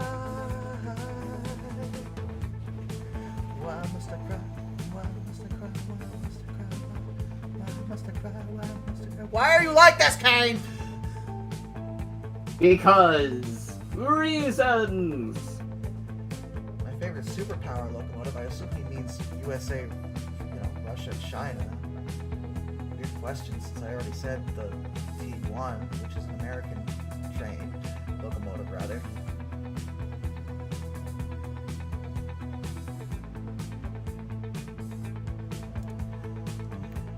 Getting into NASCAR instead of trains sounds very American, actually. No judgment here. Kane might be judging you. Oh yeah, I'm judging them. But only because they're not playing Klonoa.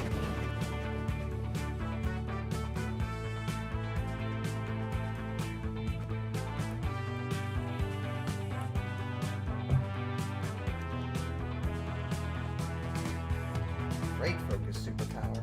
Still don't quite know what he's talking about, to be honest. Maybe I Yeah, I had no idea. I didn't really have any of the context. Oh, hey, you're a Mills. It's all good. You can be with whatever. Dude, I was just messing with you about the NASCAR thing. You like get into whatever you want. Like it's not a big deal. Like I really wasn't throwing any shade. Certainly not. Yeah. Kane was though. Ow.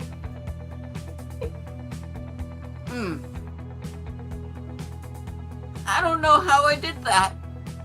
I don't know how you did that either. I don't know what you did. I laughed and somehow twisted my back. You laughed and I don't know. you injured yourself by laughing. I don't know. That doesn't remind me of, I forget his name, but there was a historical figure, I guess it's like centuries ago. The dude died by laughing because he laughed. I think he laughed while he was eating, and he choked. Oh, died. wow. That's rough. That's not good at all. I have to look that up, but I'm pretty sure it's one of his. It's one of the most famous deaths ever recorded because of that reason. He died because he was laughing.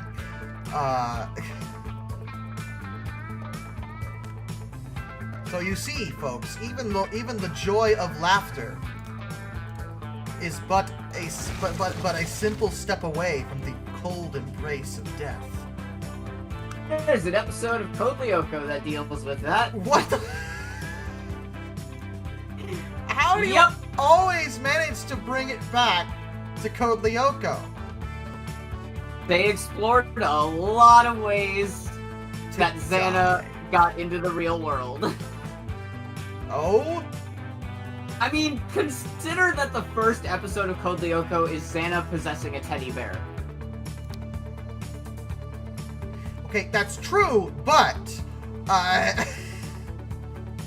Then there was an episode where Xana tried to sink the entire academy into the ground with quicksand. Don't ask me how that I was works. gonna say, how did the computer program even do that? I don't know. How did a computer program possess a teddy bear like a full season and a half before he could actually do that? Wasn't it shut up, Kane. I don't know. I don't have the answers you seek at this time. You're the Code Lyoko fan here. I talk about real things in the real world, and you talk about computers and Xanas and Klonoas. Yep.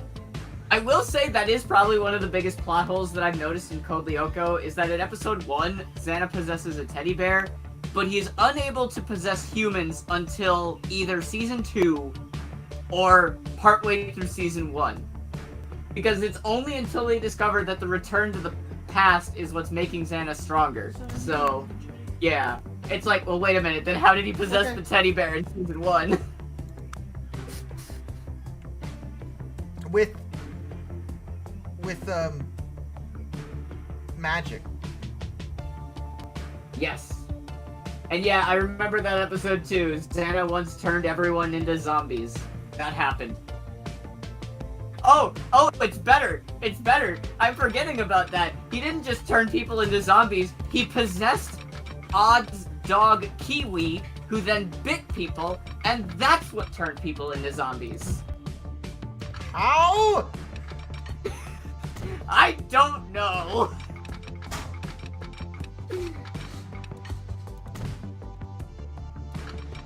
Let's be realistic. There's a lot of things about Code Lyoko that never made any sense. Yeah, you just kind of had to roll with it.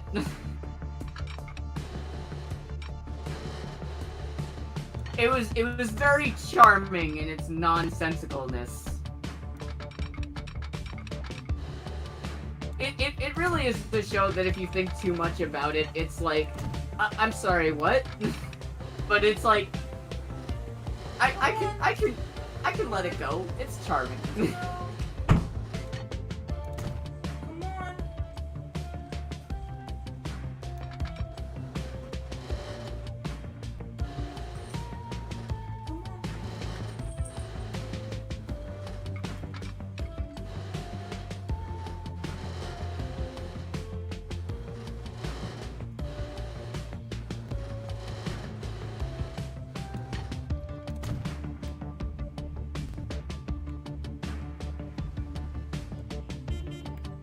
To be fair, Leo, everyone's different in what they fear.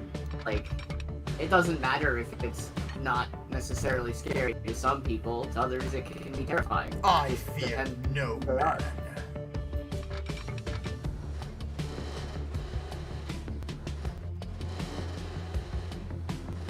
Or Like, there are people that find the Shadow Temple from Ocarina of Time terrifying, and I look at it and go, oh, cool, just another horror thing. Like, it just depends on who you are. well, you should be scared of it. You ever think about that, King? I mean, I should be, but I'm not. Think about it yourself. Technically speaking, the Shadow Temple and Beneath the Well are the two darkest points in Zelda history. Define dark, like in terms of like context? Or- Do you remember Saw? Kind of like that. Yes. Kind of like that. I don't know how the Shadow Temple had anything. I'm pretty sure I played through the Shadow Temple. I don't remember anything like that. So, most of the horror is what happened when it was actually in use. Because the Shadow Temple is, when you explore it, it's abandoned. Well, yeah, that's just kind of normal for any temple, really. Literally, one of the lines of dialogue in the Temple of the Well is something along the lines of, oh god, what was it? Hang on.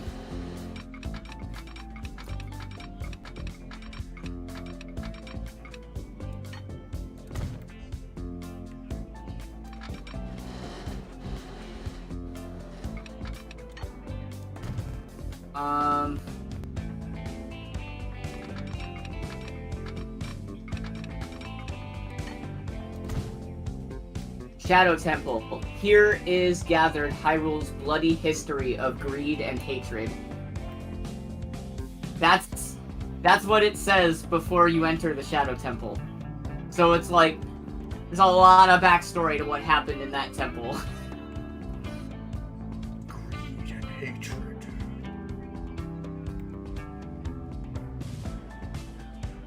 It's mostly a temple that's scary if you know what happened in it beforehand instead of looking at it at face value.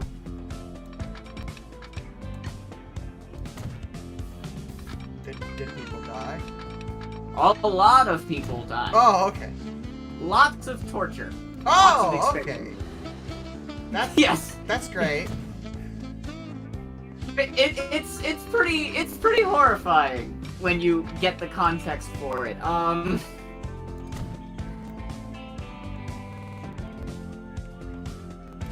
Like what you talk about, Fort Wayne's always been in the middle of the ocean. Duh. I don't know why you'd think otherwise.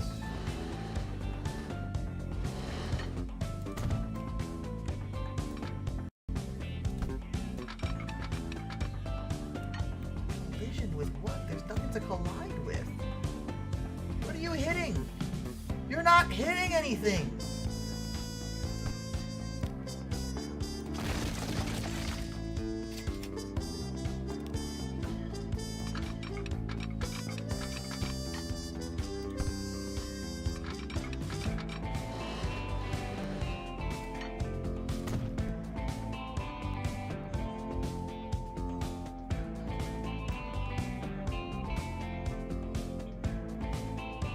Iron Lung. What? It's a horror game about being in a submarine deep underwater. No, in I like played it. Yeah. Yeah, it's actually a really good game. Yeah. It's also no, and you're not underwater. You're under an ocean of blood. Because it's sci-fi, and there's blood oceans in the universe. Honestly, everything about that game's really freaky. Well, yeah, but what I'm saying, Leo, is that just because you think that doesn't mean it's a fact for everyone. Like it depends on who you are. Like you thinking something is unsettling, someone else is gonna look at that and go, that is gonna haunt my nightmares. Yeah, that's true. There's a lot of things. I mean, you know, horror is very subjective generally. Yeah. Is that what we're talking about? Yeah. Like some people are terrified of the weeping angels from Doctor Who, and understandably so. They are a very creepy concept in general. But like other people would look at that and go, "Wow, that's so interesting. That's really cool." Like it just really depends on who you are.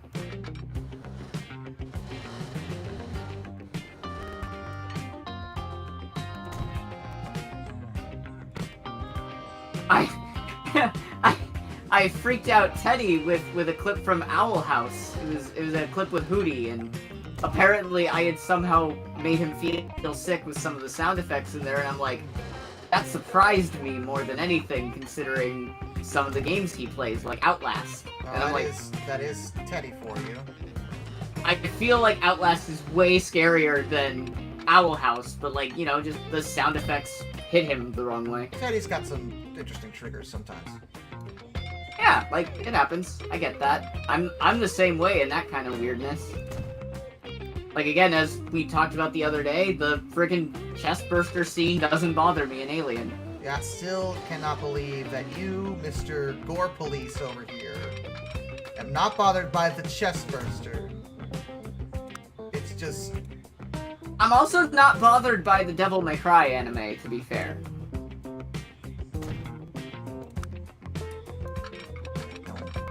Get it, but okay, you know, I'm glad you're not bothered. I don't want you to be bothered by everything. Yeah. You know.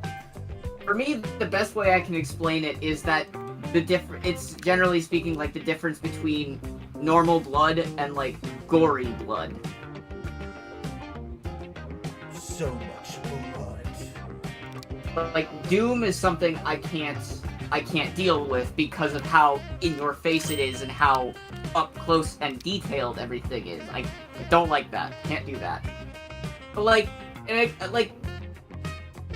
a squirt of blood from a horror game isn't gonna be that big a deal most of the time, as long as it's within reason.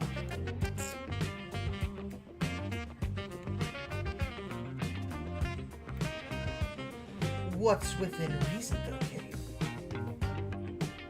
That's right, you don't have an answer, do you? It definitely depends on the circumstances for certain. That's fair. Yeah.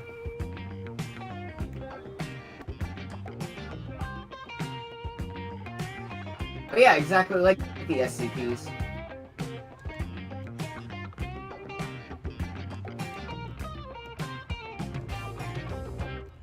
Okay, so I think running a very long route. Go ahead, Kane. Sorry. I think to go along with that one for Leo, what you're saying is, normally that would be a distinguishing factor for me, because I think that's one of the reasons I actually like the Devil May Cry anime, because most of the things that get slashed are demons. Very monstrous beings, very evil things trying to kill people. And while it's true, it's the same thing for... It's the same thing for Doom. It's a lot more graphic in Doom than it is in Devil May Cry. Like, sure, some demons will get slashed up in the Devil May Cry anime, but it won't nearly be as bad as ripping a demon from head to toe in Doom. Like, it's very, very different situations in that regard for me.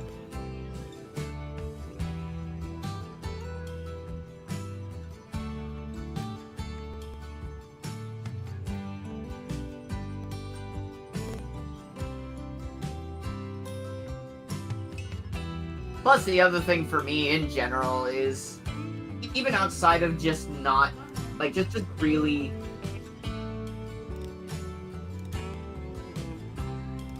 Even outside of just me getting kind of squeamish around blood and gore and stuff, it's always been something that's frustrated me as a gamer, as someone who enjoys a good story to be told without blood, and then the entire industry being like, alright, now we're gonna spend the next 20 years doing nothing but making everything bloody and gory forever and forevermore. There is no other option. Even Mega Man Zero will have blood. You're still mad about that. It's Mega Man! Get over yourselves!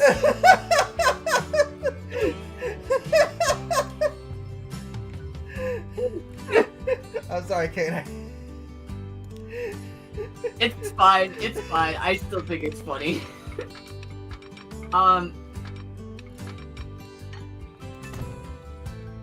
Like, it's...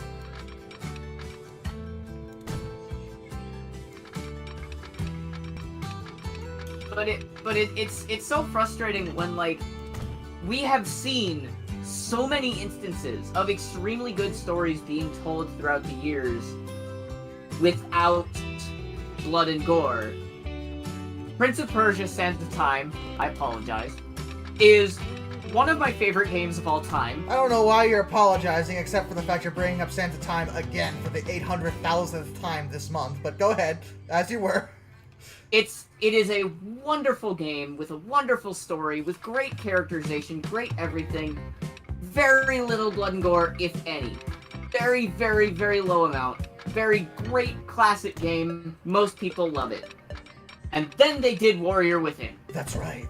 And just threw it all away and kicked it in the face. Every bit of charm, every bit of creativity, every bit of happiness and joy from the original development team kicked in the crotch and thrown to the curb. This is about being a warrior from within. It is the most offensive game. If I were to list games on level of offensiveness to me from 1 to 5, that would be my number 1. You really don't like that game, do you? It is offensive to Prince of Persia in the same way that Saints Row 3 and 4 are offensive to Saints Row 2. Came in with the hot take. Yeah.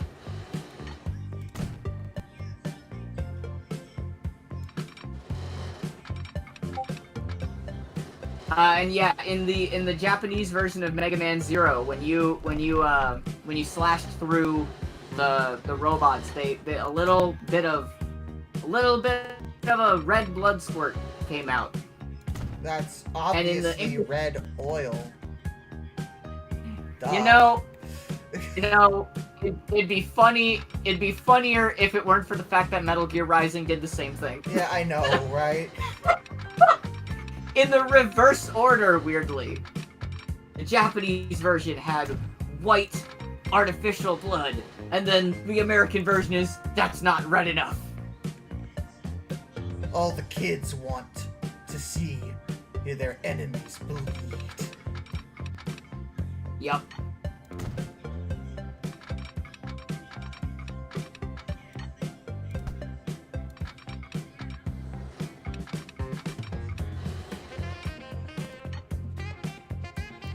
Why so many bridges? Well, I mean, I'm in it.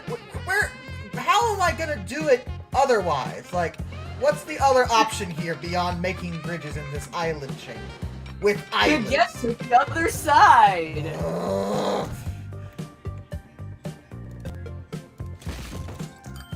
To get to the other side! I'll go to my corner now. Yeah, you will.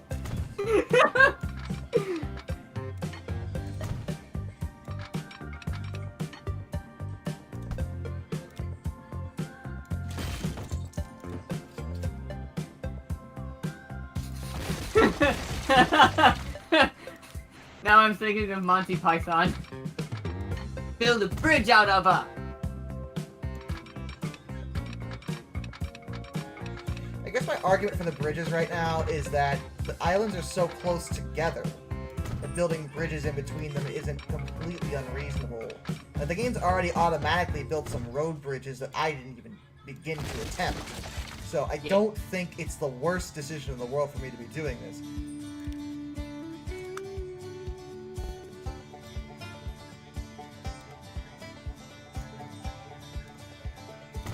Thoughts on CPR merging with KCS? I mean, if they have to do it, they have to do it. It's kind of whatever. Like, I don't keep track of that kind of stuff because it's not really relevant to me that much. Like, it's like, Hey! yeah, they're merging. Okay, companies do that sometimes. That is your dad's dad. Yeah, just like Squaresoft and Enix. Yes. If you want to bring us back to post passes, you can call dad's dad. Oh man, People are speaking like, of oh my Square, god, this changes everything. And I'm like, how? speaking of Square Enix, I'm so happy that we got another new trailer for the new Star Ocean game. I'm very excited.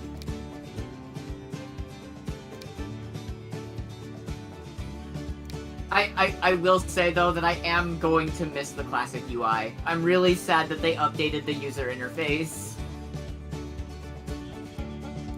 Star Ocean has always had like the same user interface for battle for all of its games, where they had like the big icons with the health and the magic points on it, and it was just all the way across the bottom of the screen. I love that one. It was so cool. They changed it to just like the kind of standard action RPG like FF15 or PSO2 had when you're in a group, and like. Sorry, go ahead. My cat's just knocking everything down.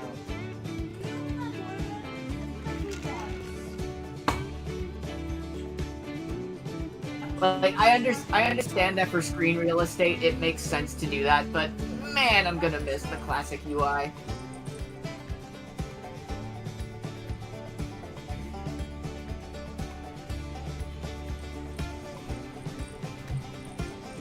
Ow. Kitty cat. Hello, kitty Gonna cat. scratch me. You would not do that to me.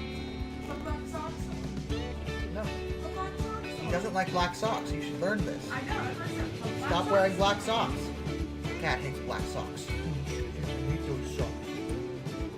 He always attacks my girlfriend's feet because she's wearing black socks. But no, Weird. no, play with my wires. No.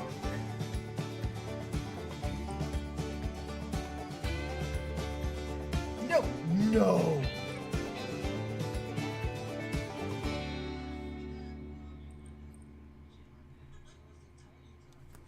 Bye. Yeah, super excited for the new Star Ocean. Well, tell Dad to open the door. Why do I have to open the door? I'm the one streaming right now. You know, comfy. Really? Wow.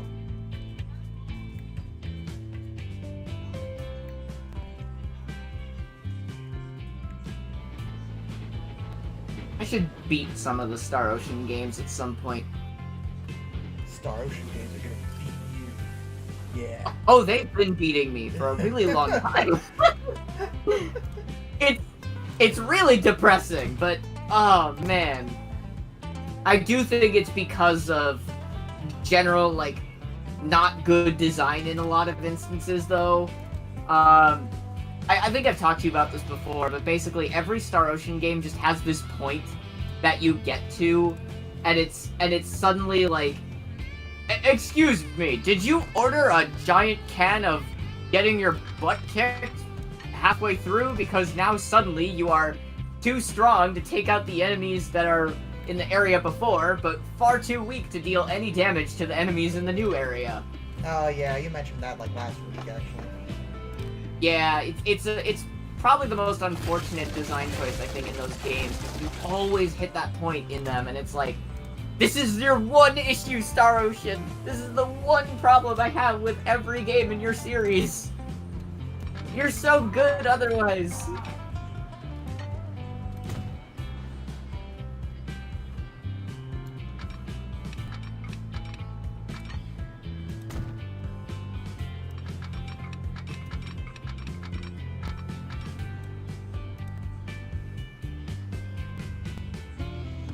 WT? I don't know what that is. WT grinding. I'm trying to think of an answer to that. I'm not really sure either, Kane. I'm gonna be honest. Yeah.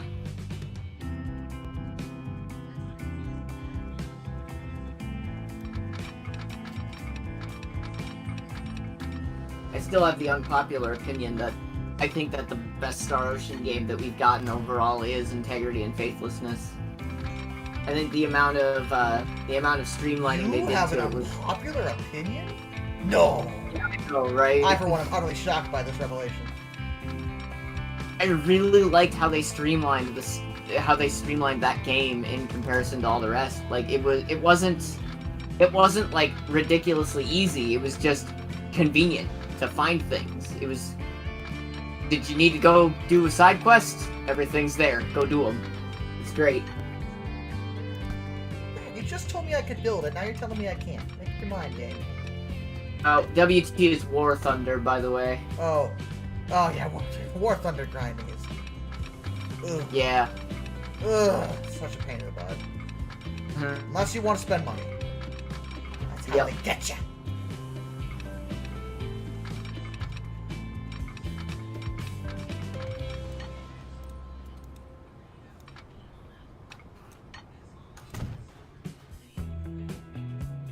Now you may look at this and say, do not build a bridge over this vast ocean.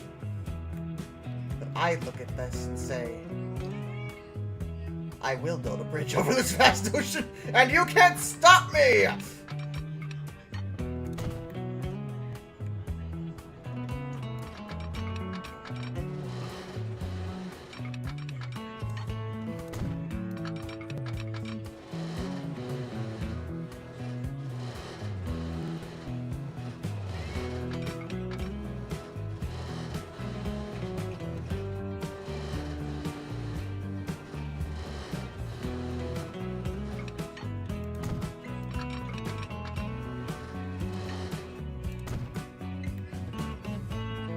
this is completely off topic. I have no idea how this popped in my head, but this song has been stuck in my head for 2 decades, and it has consistently lived rent-free in my head this whole time, and I've never been able to get it out of my head.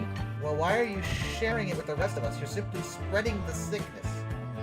Yes, I am. Get up, come on, get down with the sickness. Open up your hate and let it flow into me. Did you ever watch Lion King 1.5? No. There's a song in there called Dig a Tunnel, and it's sung by the Meerkats. And it is ridiculously catchy, and it has been permanently etched into my brain for years. Never been able to get it out of my head. And you're going to share it with me because you hate me, or? Because earworms are like that. Okay. Yeah, I never watched that movie. I think I watched watched Lion King 2 only once. Like, unless you're the third Aladdin movie, I really want nothing to do with the Disney sequels. Yep. Third Aladdin movie I really liked though. That was really good. The only Disney movie I want a sequel to is The Black Cauldron.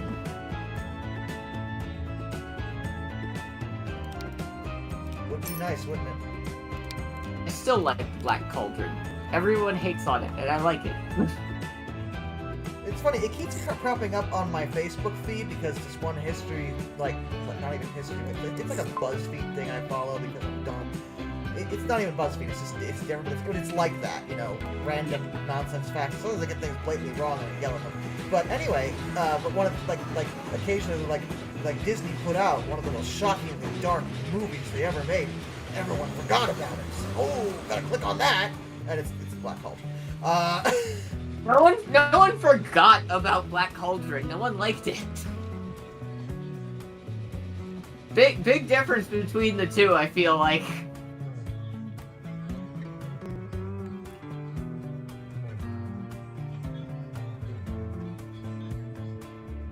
I have yet to even attempt to watch Atlantis 2. I still steadfastly to this day refuse to watch Atlantis 2. The original Atlantis is one of my favorite Disney movies ever. And Atlantis 2 is such a slap in the face. Like, it's just... It's... No. I will not do it. Out of pure spite. Yep. For no other reason.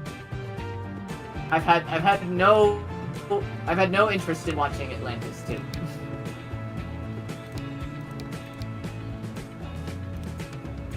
Let's see if we have a better... We still don't have a better vehicle than that, do we? No, we don't.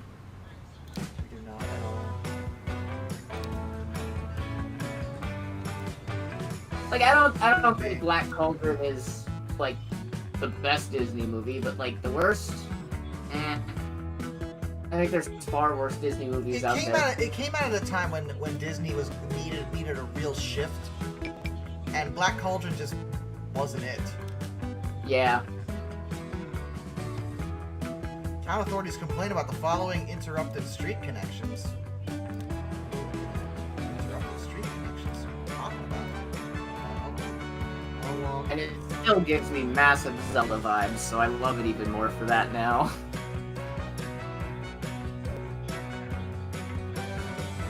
How is that interrupted? It's not. I didn't even touch it. No idea.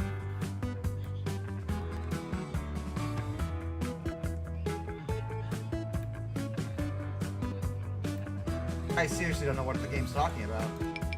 It's not interrupted. It's still there. I didn't touch this road.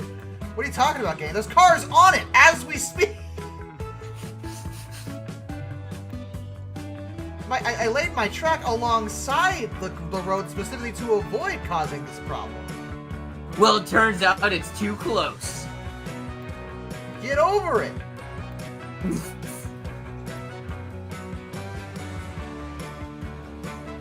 Hey, that's a good idea. You should put the road under the bridge.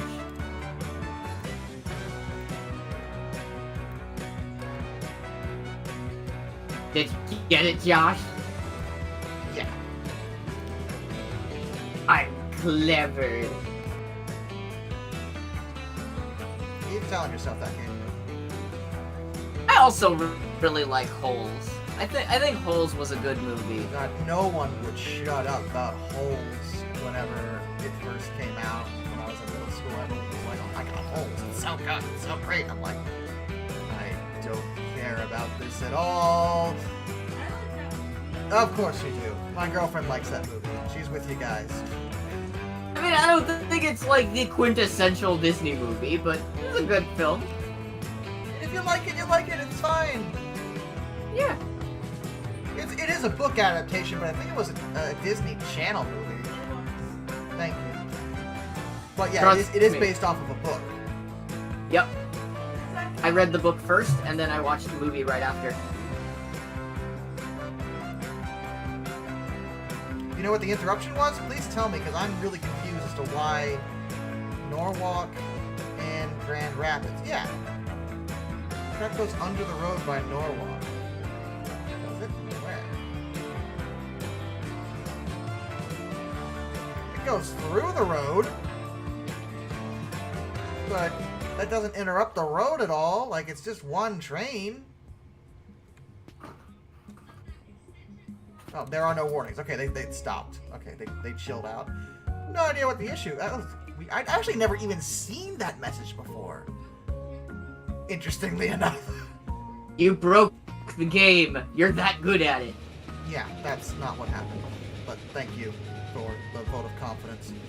You know what I really should be doing? I should be creating, like, local inner city lines that I have not been doing at all, and I really should be, because it's very lucrative for people to be able to get around in the cities as well. So I'm going to start working on that. The first thing I need to do is lay down some tram tracks, layer ownership. We are going to... we need to... You know what my favorite Disney Channel original movie is? Get a Clue.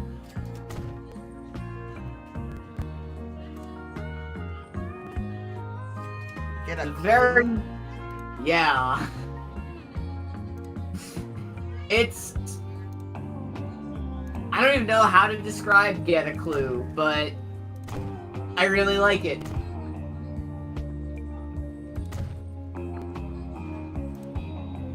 Hocus Pocus is also pretty good. It's a... how to describe that film? It's a classic, that's for sure. I feel like it's a movie...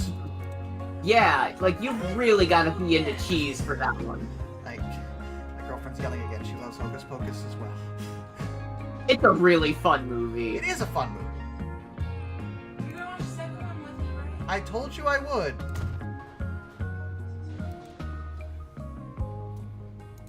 I still have yet to see the new Kim Possible movie, and I do want to check that out at some point. I heard mostly negative things about it, but I want to get my own opinion on it. I thought it looked like a really cool concept. Yeah. But, you know, it's hard to judge based off of just that alone. It's like one of those things where it's like, this looks like... I thought people were dissing it unfairly from the get-go. I agree. Is how I saw it, but it could still be a pretty bad movie. Yeah, it depends. Because it's not like this doesn't look like Kim Possible. Like, no, this looks exactly like Kim Possible. What are you guys talking about? This looks like the same exact, like this. I see no difference. At this It's not time. 2D animated, therefore it's not real Kim Possible. Yeah. Okay. Whatever.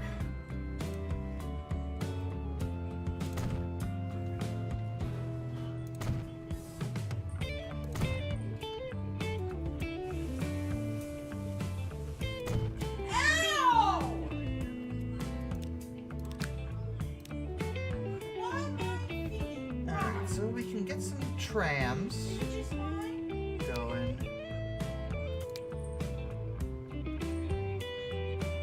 A 2-axle electric streetcar with an open platform on both sides of the Allgemein Elektriktates Gesellschaft Staatsbahn Hell. Ooh, the Gesellschaft. Nice. I guess we're gonna meet the Bonds. I say the word Gesellschaft a lot because it was the name of it was used a lot. That was a I think it's a German word for like something involving locomotives. I forget exactly what it translates to, but that's where the word comes from. Nice. I just know it from Mega Man Legends. Yeah, that's where I saw it when I was doing my research, and I'm like, Mega Man. The Bond family.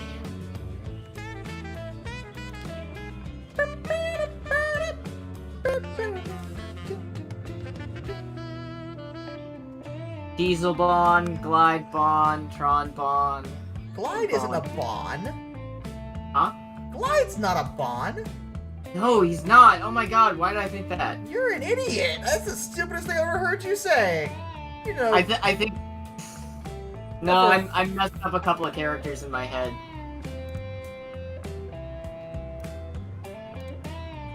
Let's see, Mega Man, Legends, Glide. Like, I don't think he ever really got a last name in Legends, did he? Not that I recall. Yeah, I think that's what happened. Glide is just Glide. Yeah, he's just Glide.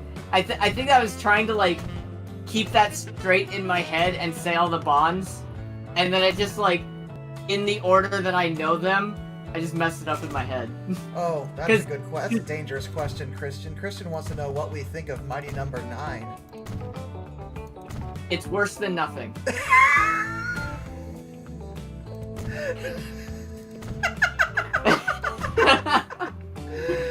It's true though. The big, even worse than that though, my big issue with Mighty Number 9 is it was touted as this big spiritual successor, carry the torch of Mega Man, and then they made a game that plays nothing like Mega Man. How do you make a spiritual successor to something that doesn't play anything like the original? And yes, I'm looking at you too, Dead Space. Or no, not Dead Space. It was Dead Space. BioShock. Oh, yeah. Yeah. This is just like System Shock. No, it ain't.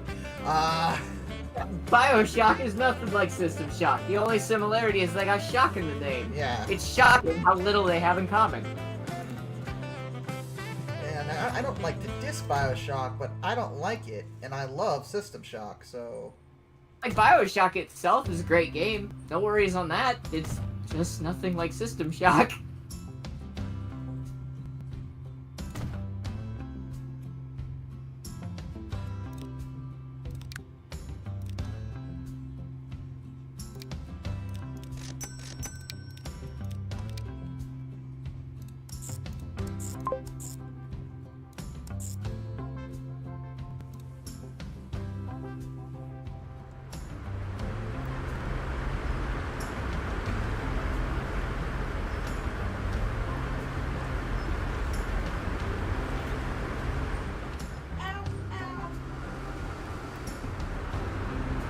Very glad we're getting a Battle Network collection next year. Oh, So no.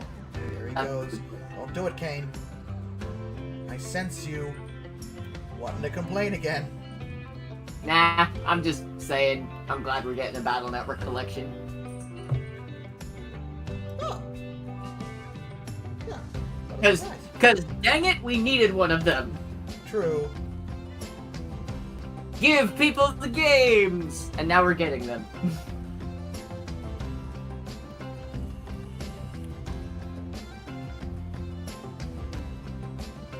What happened to System Shock 3? I don't know, and frankly, I'm kind of glad I don't know, because I'd rather it just not be a thing if it's not going to be done right, you know? One of those situations. Like, you know, if you're not going to, if you're not going to do this correctly, then please do not do it at all. That's where I'm at. System Shock has 2 solid games in it. Would it be nice to get another one? Sure. But if you can't handle that, just don't.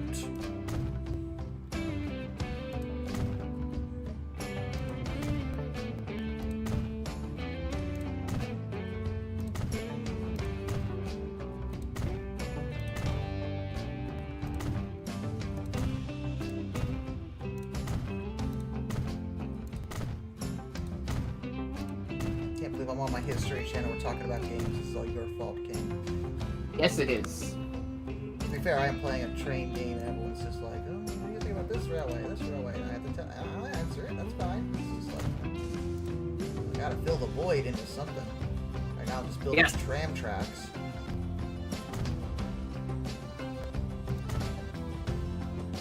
As one does. I guess that intercity transit system is very good for public growth. Or city growth, rather.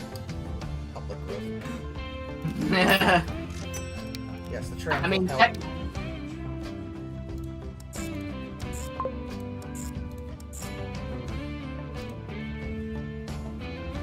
So, hi, James Petrusen.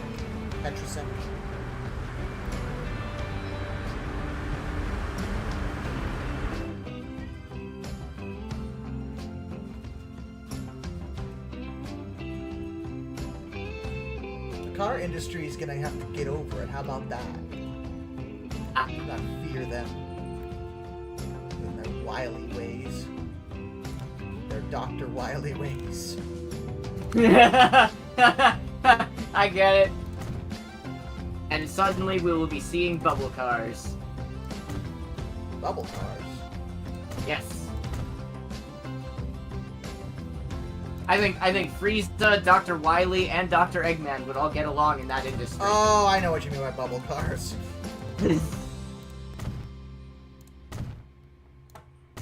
Yes, kill them all, Zarbon! Ho ho ho ho!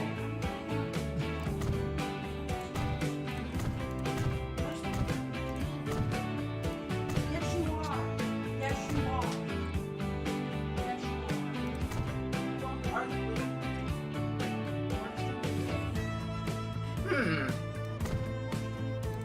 What? I'm thinking about this now. Oh, what came first? Legends or .exe? Legends. I figured because GBA was after the PlayStation. Yes, by several years.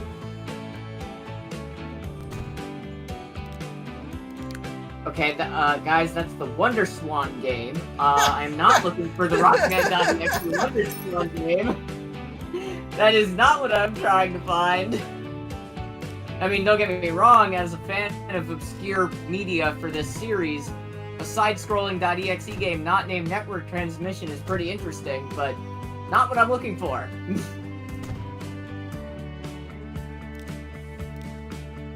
Isn't it? I mean, I have looked for it on eBay, but it was too expensive at $65 to pick up a copy. Dr. Wowie. Mega Man.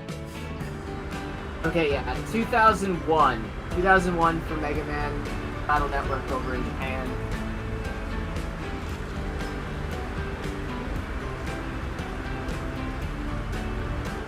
Why is .exe associated with creepypasta games? Probably because of Sonic. Sonic.exe.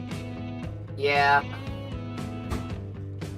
Also because nobody in America knows the series by its actual name. Everyone just calls it Battle Network, because that's always what it's So yeah, not even by that long, only about 4 years apart. Mega Man Legends 1 came out in 97. So the reason I was thinking about that is because, like, Glide in the Legends series is an antagonist.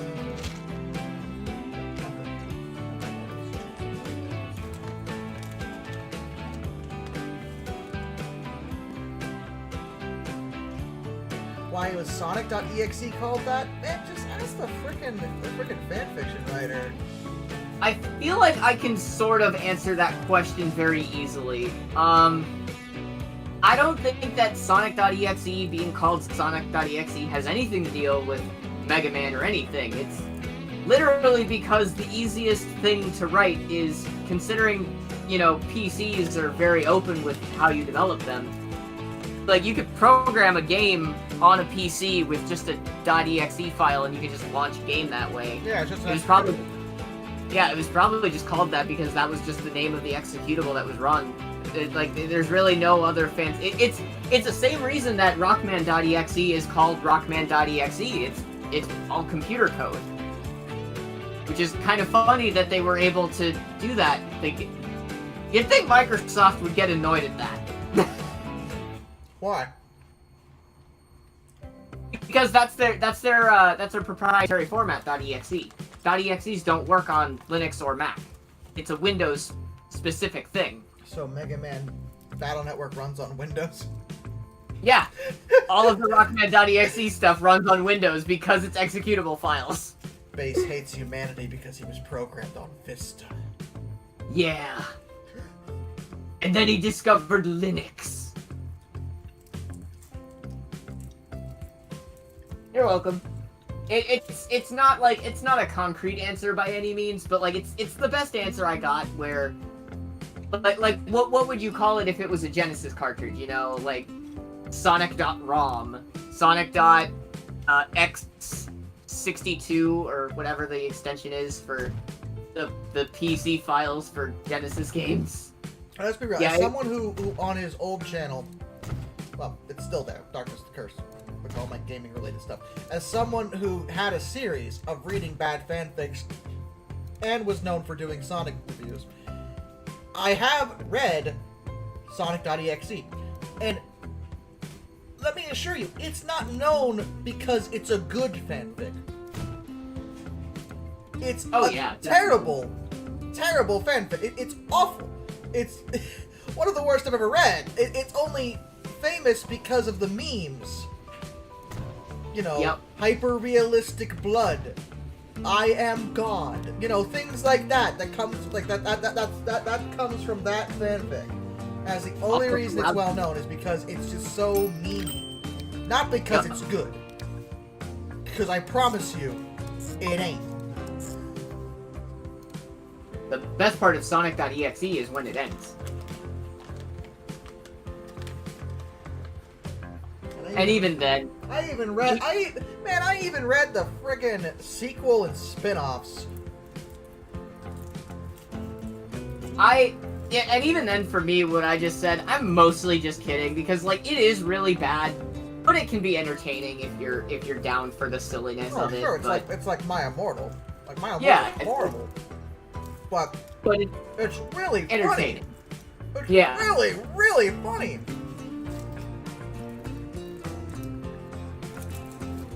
I do feel like it's very possible to write good horror fanfic from a kid-aimed franchise. I'm not sure if I would necessarily consider it horror, and it's also kind of spoiling it in this kind of regard, but go watch Centaur World on Netflix. You will not be disappointed. I agree. Very good show. Very, very, very good. Very good. Definitely watch Centaur World. But it is one of those things that I don't really recommend, because it is something that will get you internet infamous rather than famous.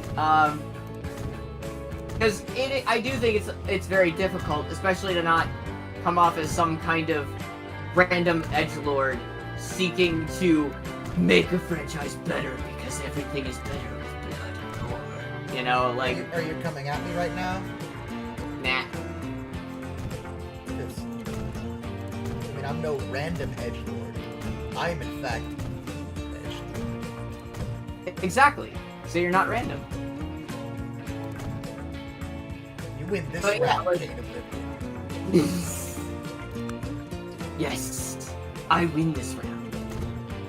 But yeah, it is difficult to write it, but I also feel like that part of the reason it's difficult is because a lot of people don't take it the right way.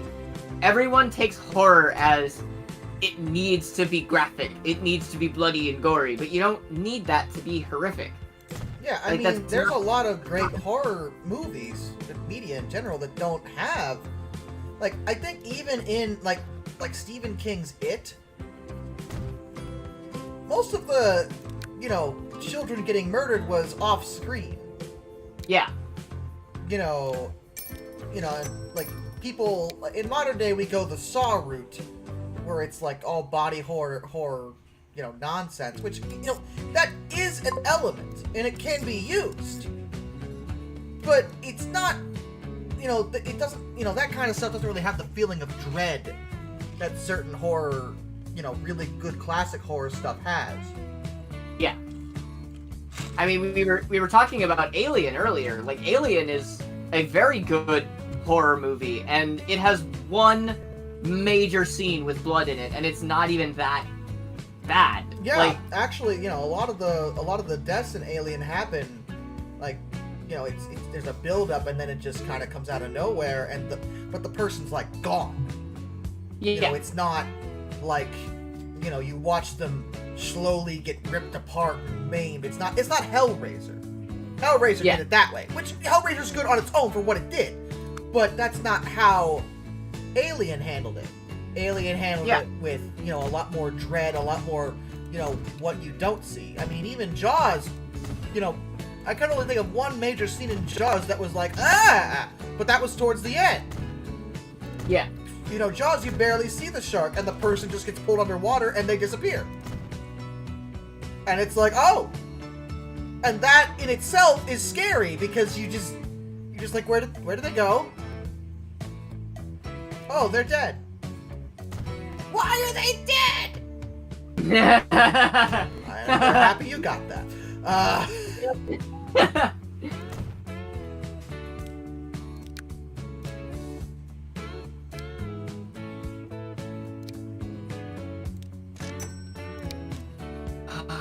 What was it now? There are even episodes in like light-hearted series that do go down a spooky route and do it very interesting. I've brought it up before, but one of my favorite episodes of Code Lyoko is an episode called Ghost Channel, and while it's not horror per se, they definitely tried to go down a more spooky route with that specific story, and I thought they did a pretty good job considering what they were trying to do with it.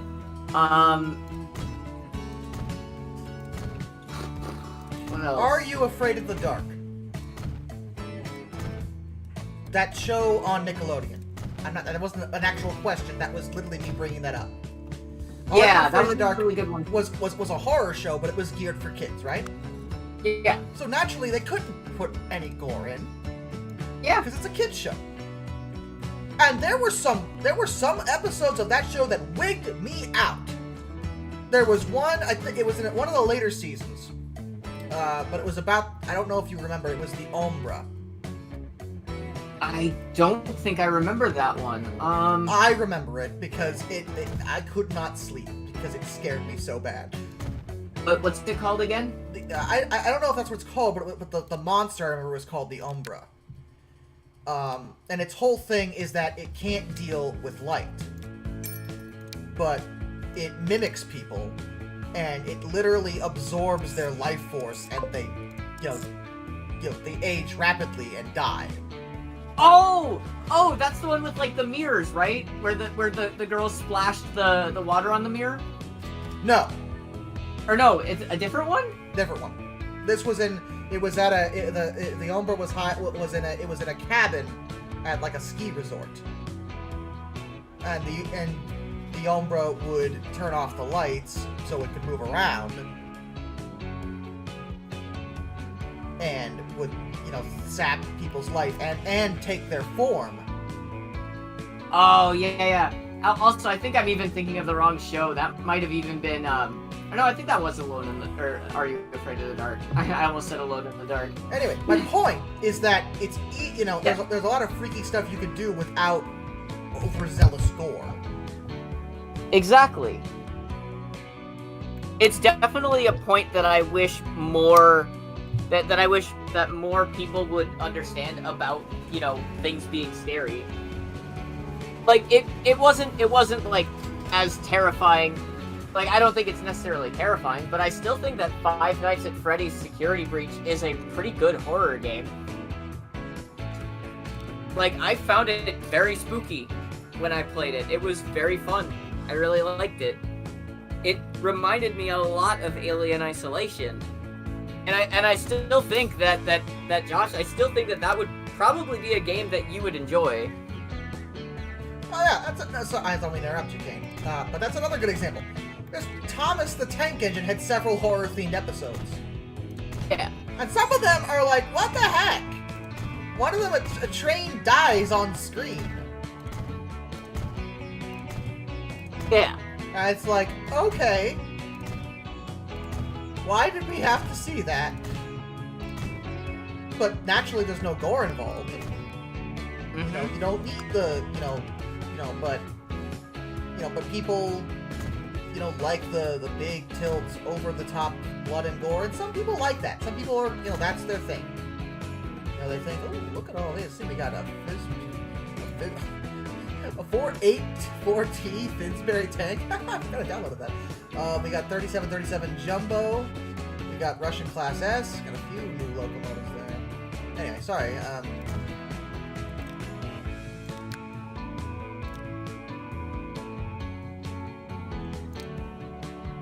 I'm well aware a lot of people don't like security breach.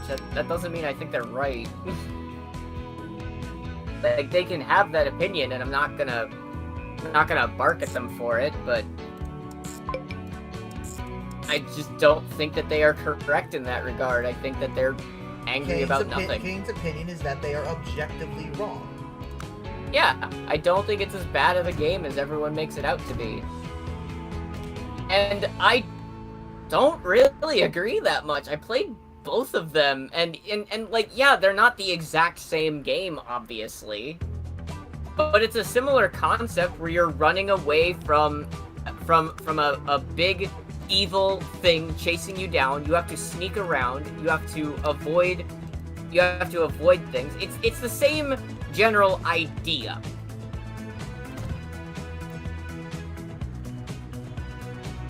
And I know that, Josh, you like Alien Isolation, so since I know you like that, that's why I recommended it. Let me see. It's not the exact same thing, but,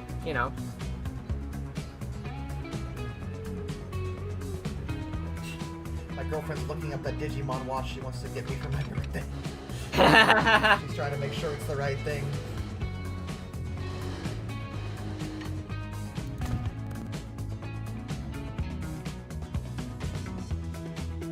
That's the one that comes with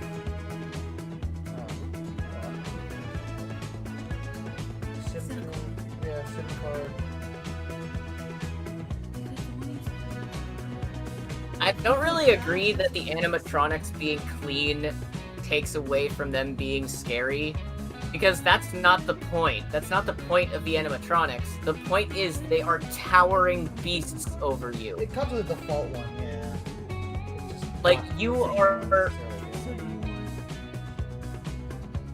You're playing as like a 10-year-old But that is the child. You sure? Yeah, that's it. Because it said it's in Japanese. It's in Japanese. Don't give me the Japanese one. I'm saying. I'll be able to read it.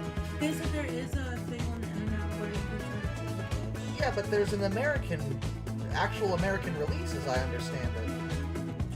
I'm not. Yeah, It looks like the option in Japanese. Kane, did that Digimon watch get an American release? The app's available. It's literally just started getting an American release this year. Yeah, it just started getting an American release this year. So what do I look I up? will. I will say.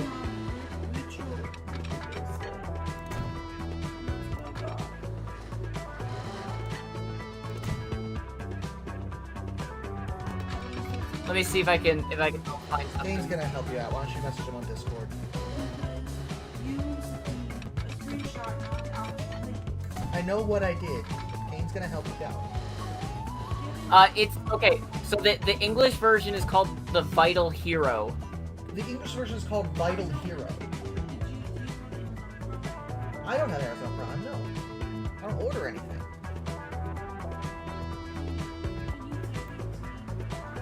Can you type it to her? Yeah. Yes, I can. She says thank you. You're welcome. Copy it.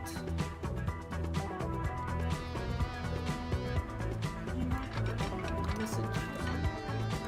It doesn't matter to me. I don't care. gave you your monkey early. I told you about your monkey early. Well, you want...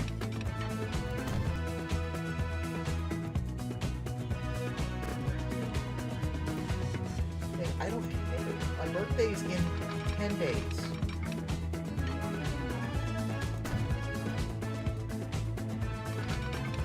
I have to go to your mom's on my birthday. No. Oh, okay. Sorry.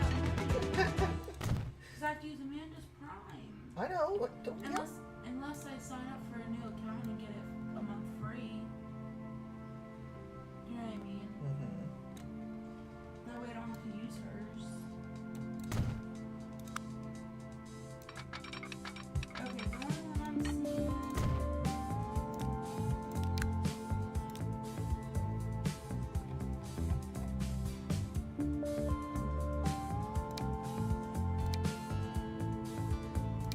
Oh, crap. Oh.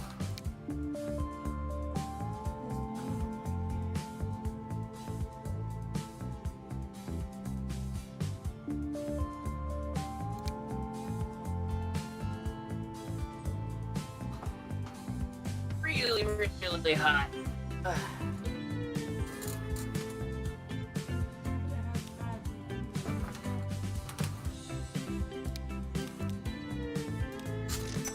We're gonna use a Dutch locomotive.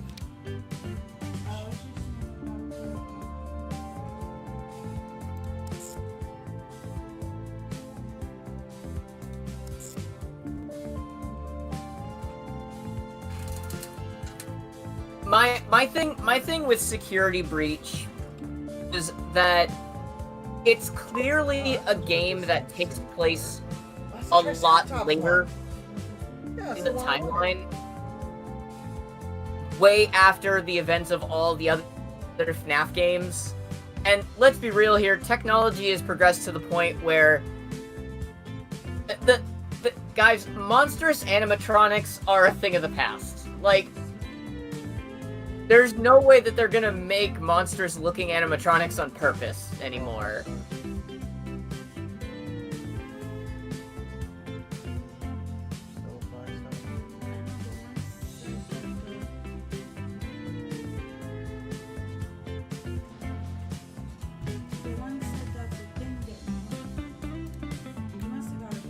But I understand why they made the animatronics a lot cleaner, because, yeah, like, they kind of need to not scare children.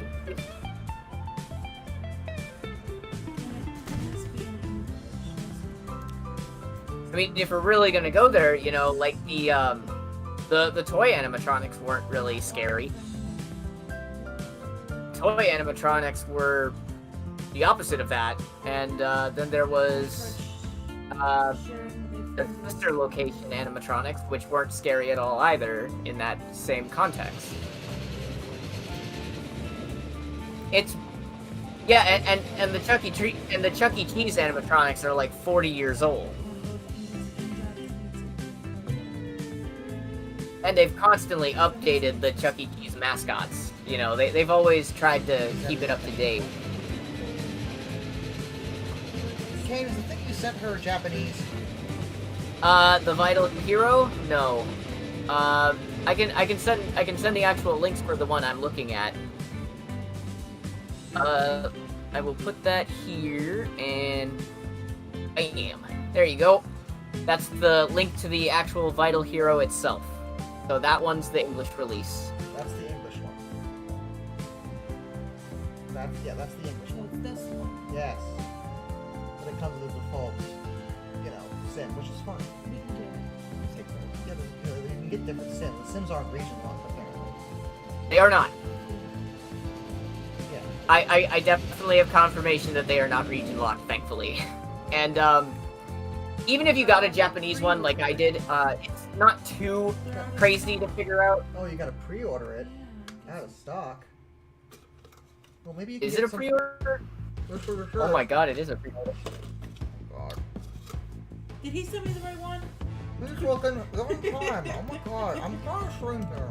And No, I'm not mad. I'm just. I don't understand that, but I have to order it soon. I know, hon. It's not. and I appreciate it. I do. But no need to get antsy about it. I don't yell at you. Okay, am I yelling? Nope. Very careful, I'm not yelling. Okay, careful. This item will be released on the 21st. I mean, if it helps, I'm sure he won't mind it being delayed a little bit. Like, as long as he gets the English one, I'm pretty sure that's what matters. Like, that comes out pretty soon in that instance then, right? Because the 21st is literally a week away.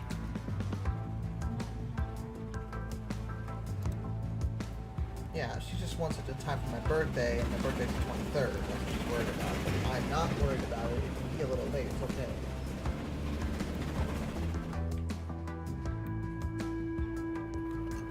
Anyway, so I have all my passenger service pretty much covered. I don't see a need to optimize it any more than it is right now. I have a looping track all around to the closest island connections that I can make. Even some that are a little longer than I wish, but you know, it's an island chain, so this is what we have to work with. So as you can see, I tried to be a bit more realistic and made sure to keep the track on land if I could within reasonability. There's this one I probably could have done along the coast a little bit more, but the bridge is there now, so whatever. Yeah. But I did try to jump from island to island rather than building a bridge over the ocean like an idiot, because that would have been dumb. And looking at our finances, what lines are doing bad? It looks like the boats are, well, they're full, so they're doing alright, but they're kind of underperforming. The boats in general seem to be. Not sure why. This particular train, I don't know why it's... Oh, I bet I know why. That's I probably got too many cars on it. I thought that might be a problem. Because it's never full. We'll drop it down to 2, see if that helps it. We'll go a bit faster that way. Because that line is so short, it doesn't need all those cars. So, this one is getting there. Some of the passenger lines are going to take a while to get there. But these are improving. They're not that under. This one, I think there's too many boats on this one, if I had to guess. So we're gonna scrap one of the boats. Alright, so we dropped that down. The trucks are doing good. We just messed with those boats. This line we just messed with. These boats are also underperforming, but I think they go off a very long distance. I'm gonna let them be for now and see how they evolve. This one also is just kind of by itself, and it's a bit inefficient. I gotta look at that some more. These passenger lines are doing pretty well, actually. A lot of the passenger lines are. And for the most part, the regional lines seem to be okay. Yes, they are. They are actually, so far, they are making money. They are doing exactly what I need them to do. And as they improve, the passengers will start using the city-to-city, island-to-island transit networks, and that's how you kind of build off. Like each transportation network, the whole point of Transport Fever is to have multiple transportation networks that build off of each other. Like, you can build it with just trains, but it's way more cost-effective, and in the long run, if you have inner-city networks too, whether it be buses or trolleys, because then people will start using that, and they'll be profitable, and then they will use the trolleys to get to the trains, they'll use the trains to get to the next city over, which will also have trolleys, and you see how it kind of stacks. And of course, I own all these companies because I have a monopoly, so I make all the money.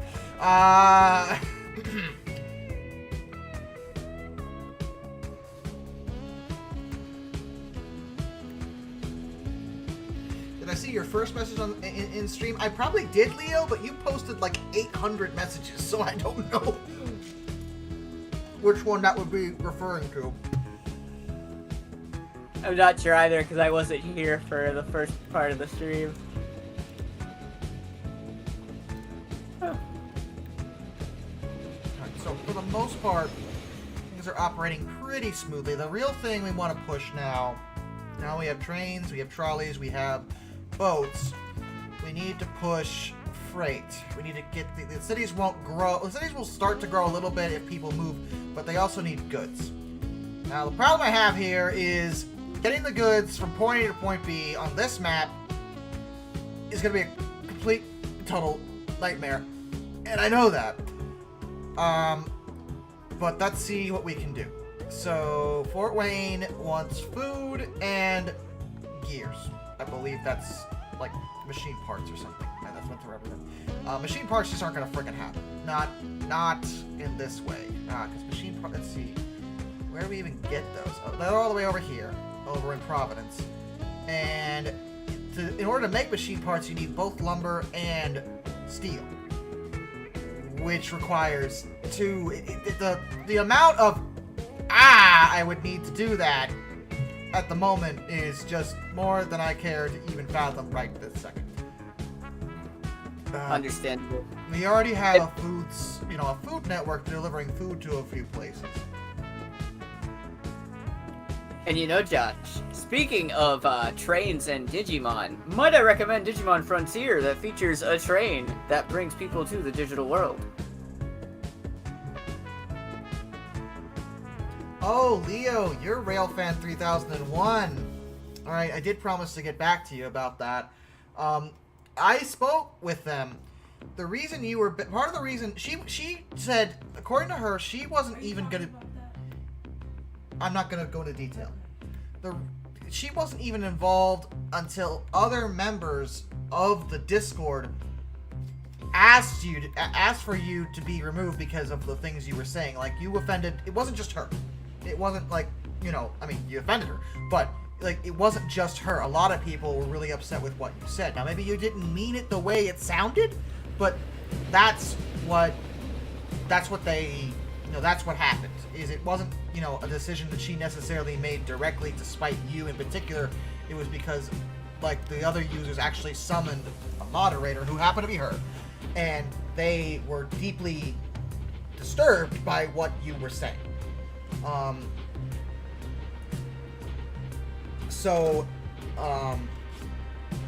can't... It kind of... The problem... It puts me in a bad position. Because, like...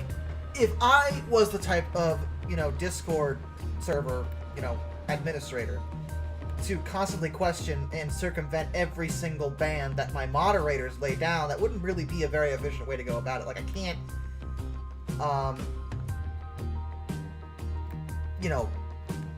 be like, no, you're wrong, and do this. Like, I could do that, but I really don't think she was wrong. Based off of what I'm saying, between her and between everybody else and what they said. I know what you're saying, and I acknowledge what you're saying, but it seems like a lot of people were upset, regarding what you said. Maybe you phrased it poorly, I don't know, but at this time, I'm not in a position where I can reasonably bring you back into the server right now. I think is the best way I can put it. Like, I'm sorry, but that's kind of the way it is.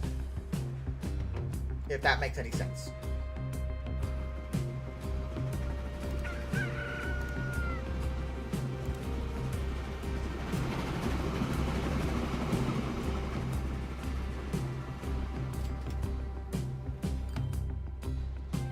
Anyway, Kane, what were you saying? I was talking about Digimon Frontier with the train that brings people to the digital world. Isn't that like Locomon? Yep. There's actually like 3 or 4, maybe even 5 different train Digimon. Surprisingly, I know think. there's quite a few. The pair of trains are still very popular in Japan. Like, they utilize them quite a bit. Indeed.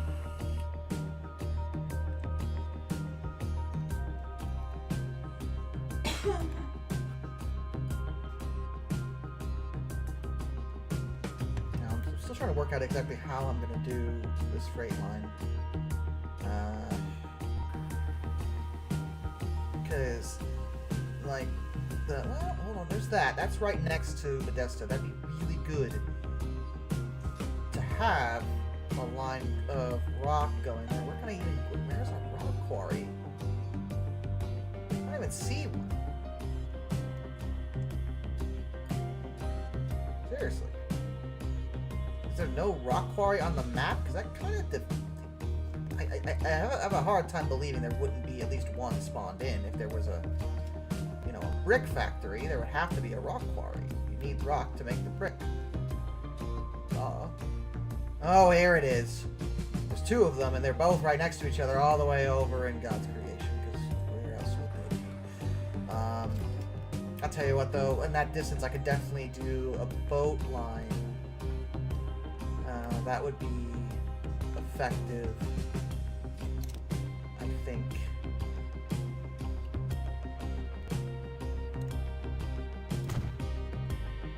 At least, you know, until I have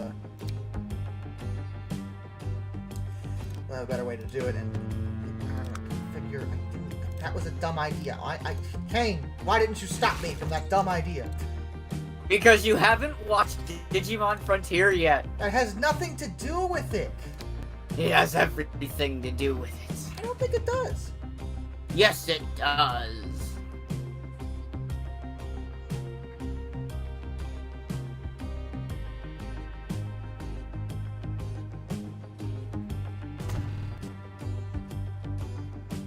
Hi! Oh, this will be fun.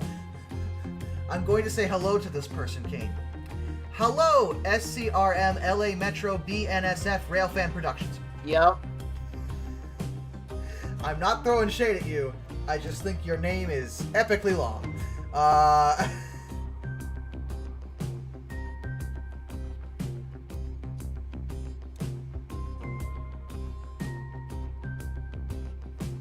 I'm gonna call you Scream.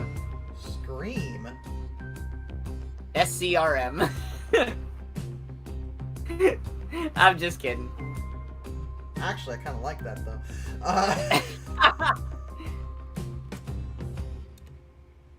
I guess I your don't know if nickname they is like it, but I think it's... Then your nickname is potentially, officially, Scream. Potentially officially? If they like it. If not, then it would be rude of me to keep calling them Scream. It would be pretty rude of you. Yeah.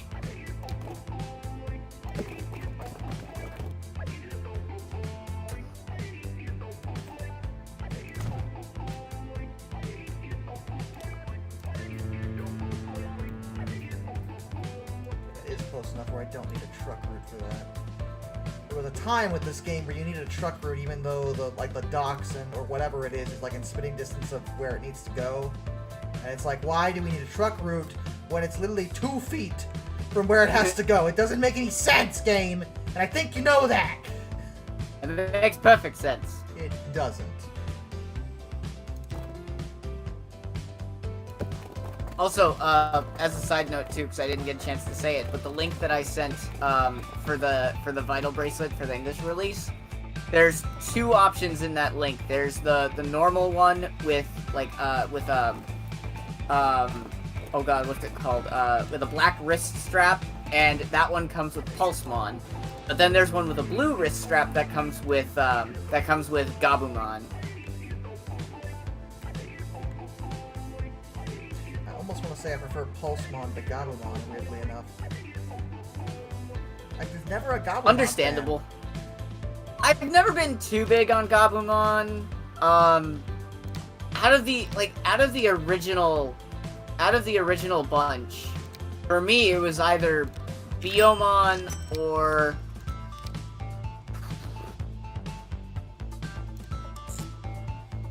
I didn't like Adventure that much.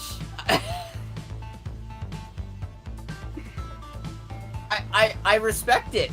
I absolutely respect it for everything it did for birthing the Digimon franchise as we know it right now. Like, I respect it for everything it did for that, but man, did I just find so many other Digimon franchises that did everything better for me. Oh man, Christian, you got me with that. I am a big Vmon fan.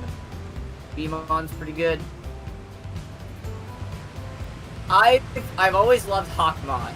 I've always really liked Hawkmon in that season as well. Hawkmon was really cool. Well, new bow scope.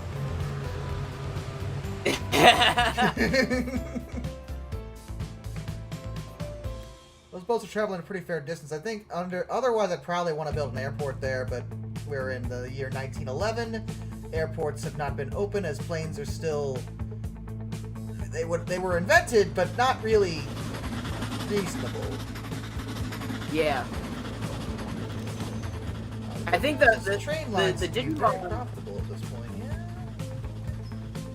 Still, Go ahead. Sorry. The Digimon that's lasted the longest for me is not Shoutmon, but the one that's lasted the longest for me is actually Gaomon from Digimon Savers. He's the little blue punchy dog with the boxing gloves. I always thought he was a bear. Dog. He looks like a bear. He's a doggy. He's a bear. To be fair, his evolution is literally just a husky.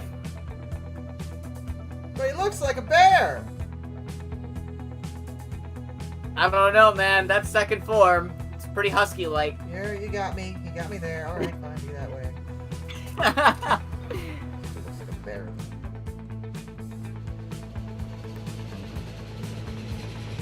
I do really like Shoutmon, though. Shoutmon's great. We know. Well, not we. I know. Yes. You've talked about Shoutmon almost exclusively for the last 3 years, Kane.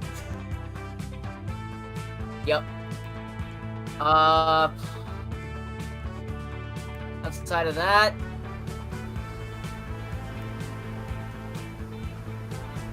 I never could pick between Guilmon, Terriermon, and Renamon. All 3 of them are equally really good. Hammer's just had a really good cast overall. Oh, I know what's wrong. Oh? God, I was so confused. So, I didn't realize this. I'm kind of cheating because I forgot about a mod that I downloaded. Oh, yeah? It's not a big deal because I made the lines so generally pretty level for the most part, but it does shift things around a bit. So I kept trying to... I was wondering why every locomotive seemed to rocket off like at light speed every time I left the station. It just looked wrong. Like I was like, is it the graphics settings? Is it just me throwing me off? That's Kate. Oh, okay. She looks like she doesn't... Yeah. Anyway, but I forgot I downloaded a mod that makes it so that every locomotive will always be going at their maximum speed under all circumstances. Oh. Always. Which is not how the game is supposed to be. In that regard, this is not a fair playthrough. Because it does change the mechanics a little bit. I don't think it would affect my profit margins in that extreme way, maybe over the long term. But generally, like, I don't think it's a major... It's not like a major buff. The mod was mostly a joke just to see, like, trains rocketing up grades that they had no business going up. Yeah. And the high-speed ones looking silly, just always... Because, like, on the bridges, they're supposed to be... In the part of the game's rules, certain old-style bridges have speed limits. The mod circumvents that entirely. Yeah. So like normally this train should only be going. I think the limit is 60 kilometers an hour on an old stone bridge. This train is going 100.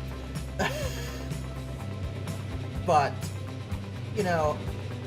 again, I don't really see it as a big deal. I just wanted to be open and honest about it because I finally figured out what was actually going on. And I'm like, oh shoot, I completely forgot that I had that mod. Yeah. Because I downloaded it because I thought it would be funny, and it really didn't change much. So I was like, well, whatever, and I just completely blanked on the fact that it even existed at all. Yeah, I feel that.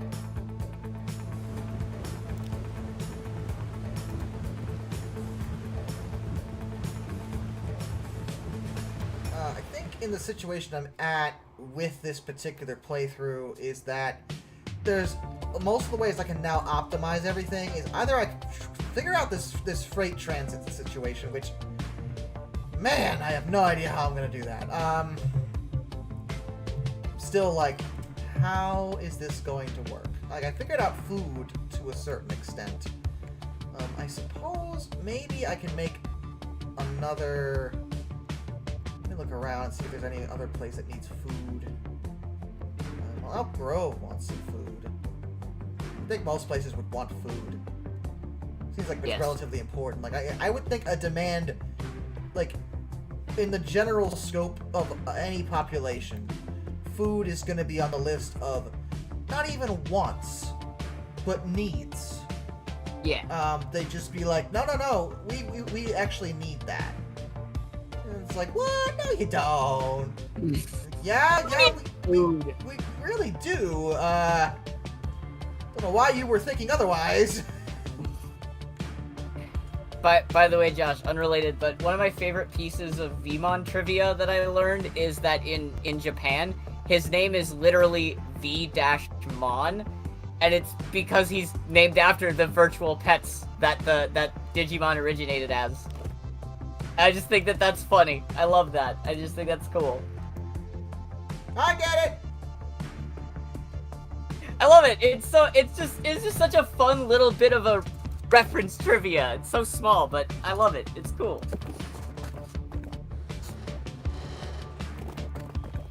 Yeah, Vmon's great. My favorite joke line in that second dub, by the way, is when in the episode where Drillmon fires his drills at a bunch of Digimon attacking the Digidestined, and Cody looks over to Drillmon and goes, "Thanks, Drillmon," and then very muffled Drillmon is like, because the drills are on his nose and his hands. So he has no nose anymore. It was so dumb, and I love it. It was such an English dub moment, but I always appreciated it. I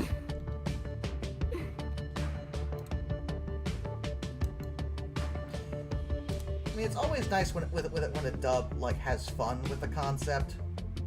Yeah. Because they weren't like ever really making fun of it; they were just enjoying themselves. Yeah. And there's nothing wrong with that. Exactly. And I do still think that even regardless of that, you know, the dubs did progressively get better and better up until Fusion. Like 3, 4, and 5 are pretty consistent in being high-quality dubs, with very small levels of changes to the source material. I think out of all of them, Tamers was the one with the most changes, but that's because that's the darkest one in like, of all the Digimon series. Yeah, they kind of had to. It was written by a guy known for writing horror. Why did you write this so horrifyingly? I don't know what you expected out of me. Yeah, I guess I don't know. That's a good point. We did not think this Very, through. very, very good series, though. Very good. Definitely one of my favorite casts in terms of main characters all the way through. Mikado, Rika, and Henry.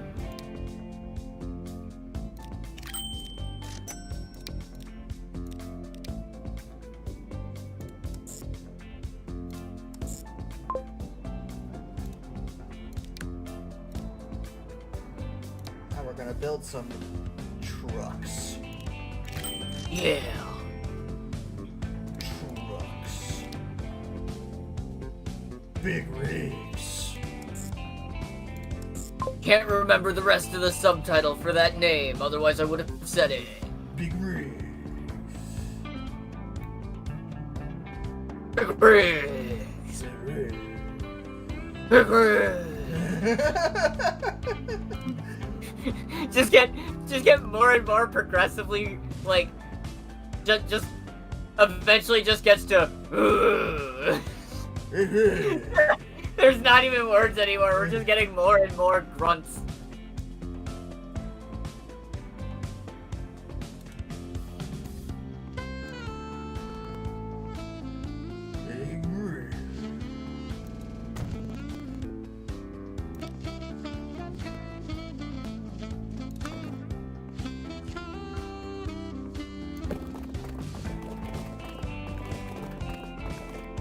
By the way, I wanted to mention, I think I might have to redo your assets a little bit here, because, I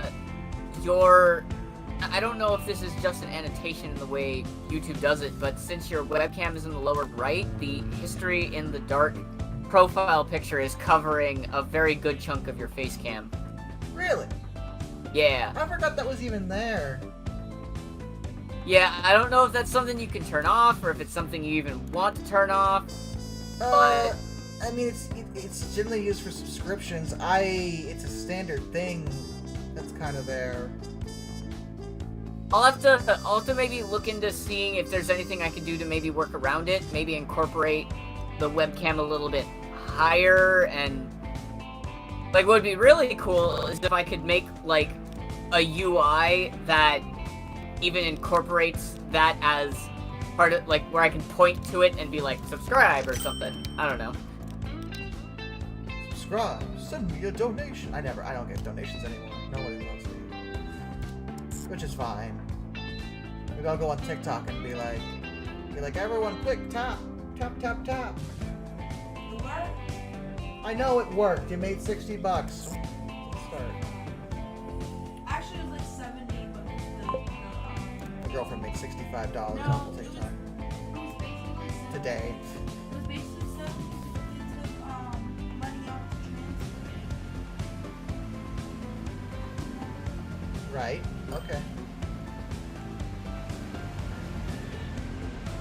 That was weird.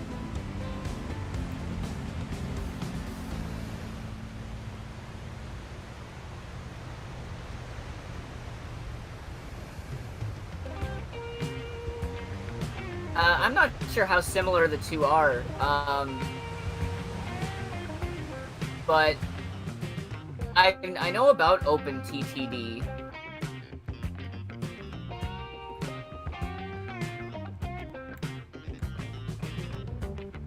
What was it again? It is what game is this again, Josh? Transport Fever 2. Fever. Okay. Yeah, OpenTTD is the open source re-implementation of Transport Tycoon Deluxe. Oh, okay. Yeah.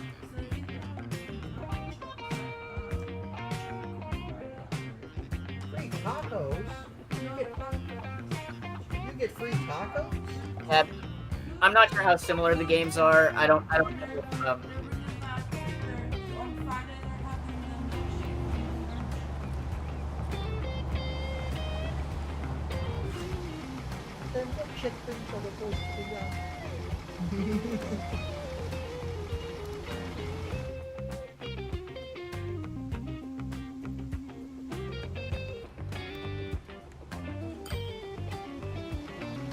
And they're like, it's better than yours.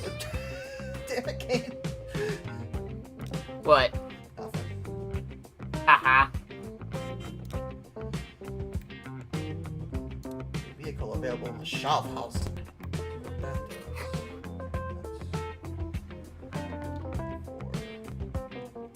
Let's see what we got. Schaffhausen. It's a small. Ooh, I could use it to replace some of my old steamboats that should not be in the open ocean. River boats.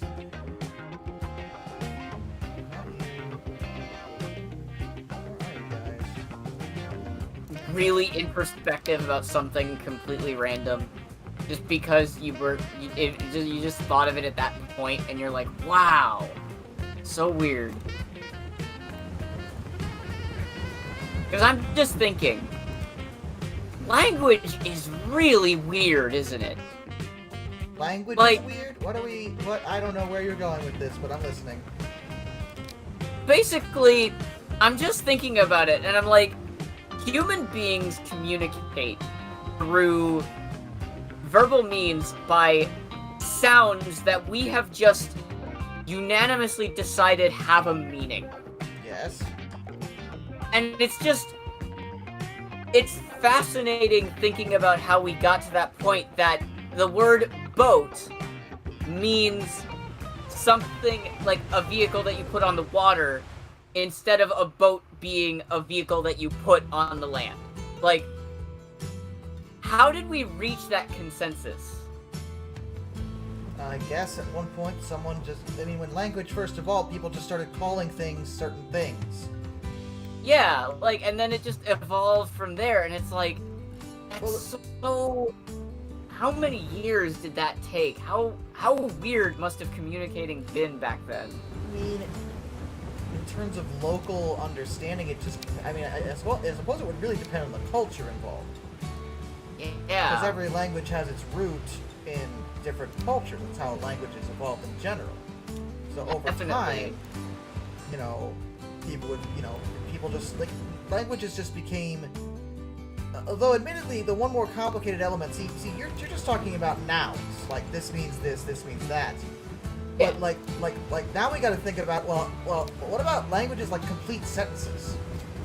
Like the word like that means a feeling, an emotion, like I like this.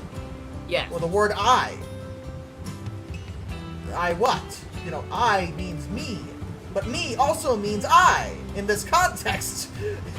This is why Google Translate has so many problems. Yeah. But that element of language is probably a lot more complicated in its origins, because it's easy enough to point at something and be like, I have decided that this is a tree. Yes. Look at this. Tree. But the sentence, look at this, is a lot more weird to think about how we would have gotten to that. Because it actually means quite a bit in a very small amount of words. Yeah.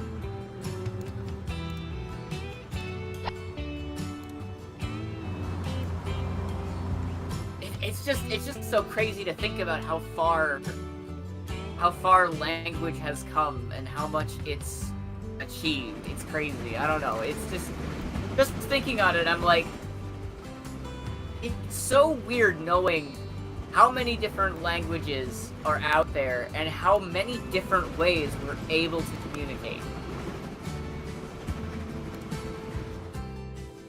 People say it's a small world, but I don't fully agree with that. I still think that the world feels rather large. Because I think that there's a lot that we don't really know about yet. Oh yeah, there's plenty we don't know about our own world. But there's a lot in general we don't know. But to be fair, the phrase "it's a small world" is mostly referencing how easy. It's mostly a compensation method for like coincidence, like bumping into someone you knew when you were a kid, and you moved states away, but suddenly you're just like, oh hey, wait, didn't you go to the same high school as me? Stuff like that. Yeah, that's true. But is in the grand scheme of things, if you really look at it from a mathematical perspective, permitted that you stay, it's not so. Let's say you graduated high school and you decided to pick a state to move to. Yeah. Just any state. The ratio, the statistics involved when it comes to the likelihood of someone else choosing to do that are a lot higher than most people would think. Because there's only so many places people generally live. And many places that people live are also very popular places to live. Some, what's weirder, let's say you move to the most backwoods, out of the middle of nowhere town, in Kentucky mountains, somewhere like that, and you met someone from your high school. That'd be a lot weirder than, well, I moved to New York City. I can't believe you're here too. No, I can. It's New York City.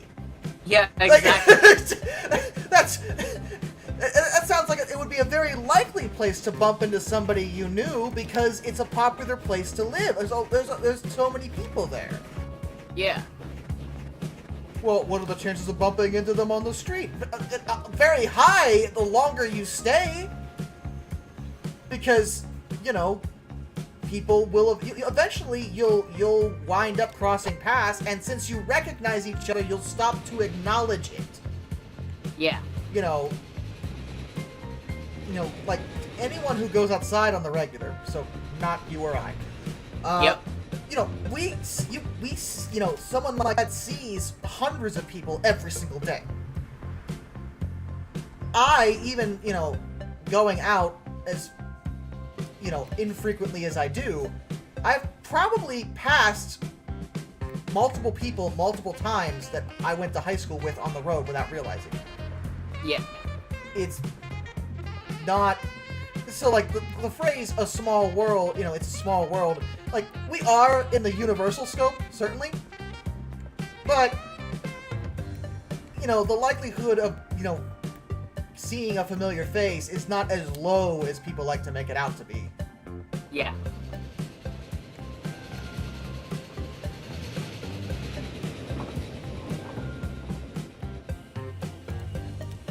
But yeah, just, I don't know, just my random introspective thought for the night, that language is... Oh yeah, we're still on about that. Yeah.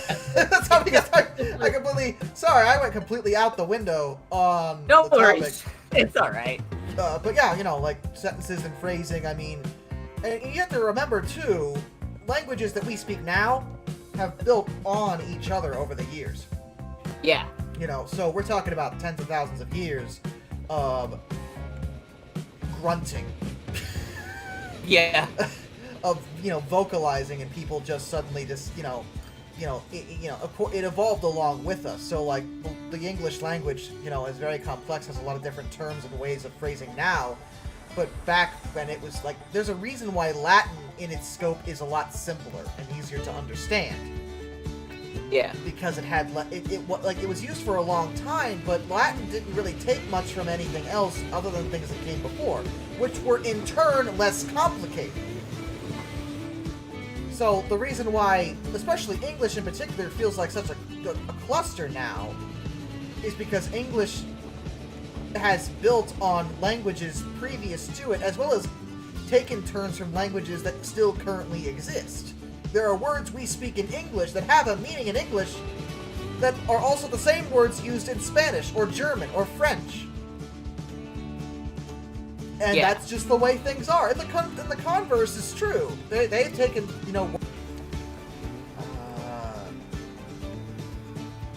a word that would have been, like, hold that thought. Holding it. Automobile. Automobile is a very universal word across tons of language borders. Even German, I think, has the word automobile in it. Yeah. I believe they say it automobile or something like that, but it's still the same word. Because generally when words are used that have... I see this mod has messed with the smoke effects a bit. That's not supposed to be happening. Modern inventions were named after the people that invented them. So if that person was an English speaker, they're going to name it an English word. Usually, when the invention crosses over, they don't just magically change what to call it, because it already has a name. They just adapt it into their language. Because why would they do that? It makes no sense. Yeah.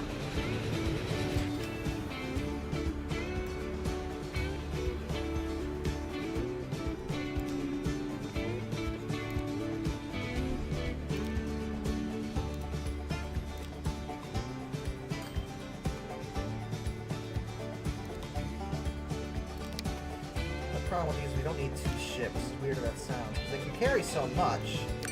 We'll drop one.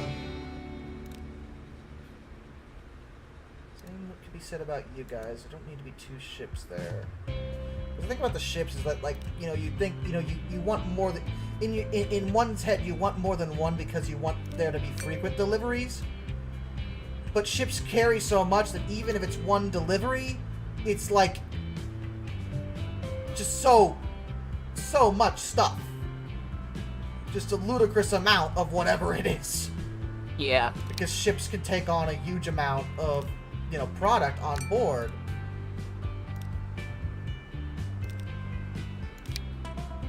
It doesn't work like, even with passenger service. I mean, if you get a good route going, you can take, hundreds of people. Thousands, depending on the ship.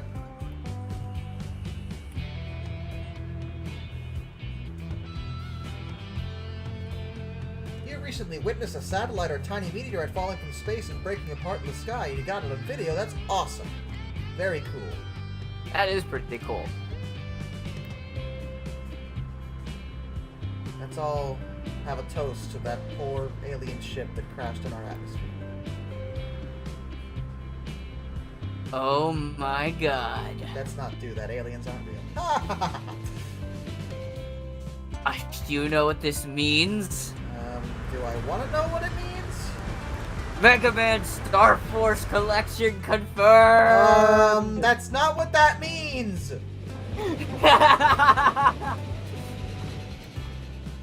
But Josh, Omegasis is an alien!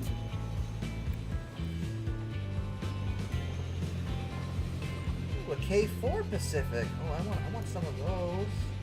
I want a K4. We gotta replace one of our old engines. See what we got. See what we got rolling. Here, most of the condition is still pretty good. Ooh, mediocre. Who's mediocre? Oh, that's you.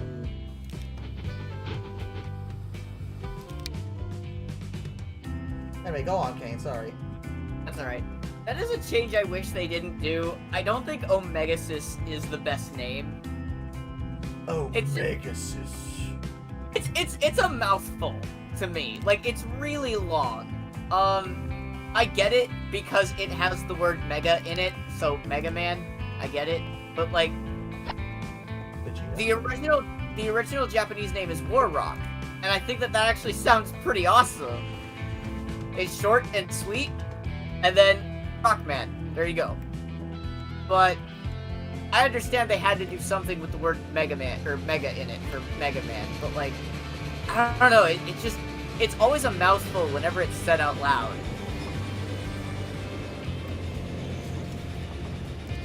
It's so much worse in the anime too. Is it? Yes. How so? Well, if you count the lip flaps, at most, Warrock is about 3 syllables. And Omegasis is 4. So, I don't know how that works for referring to his name when it's one extra syllable. I'd have to rewatch it, but I remember it looking a bit awkward whenever his name was said.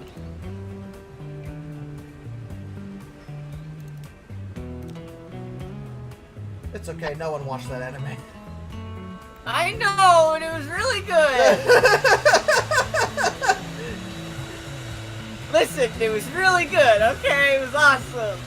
Star Force was great! Even if we didn't finish it. Did you know that series had 2 series? What? Why? They had Ryusei no Rakuman, which is the original, and then Ryusei no Rakuman Tribe. And Tribe was really good. They even had a bass character in it. Really And it was really sad we never got it. Because that anime basically followed the story of Star Force 2. And it's like, I really liked it. It had a really good opening, awesome. It was a really good opening. I really like Tribe's opening.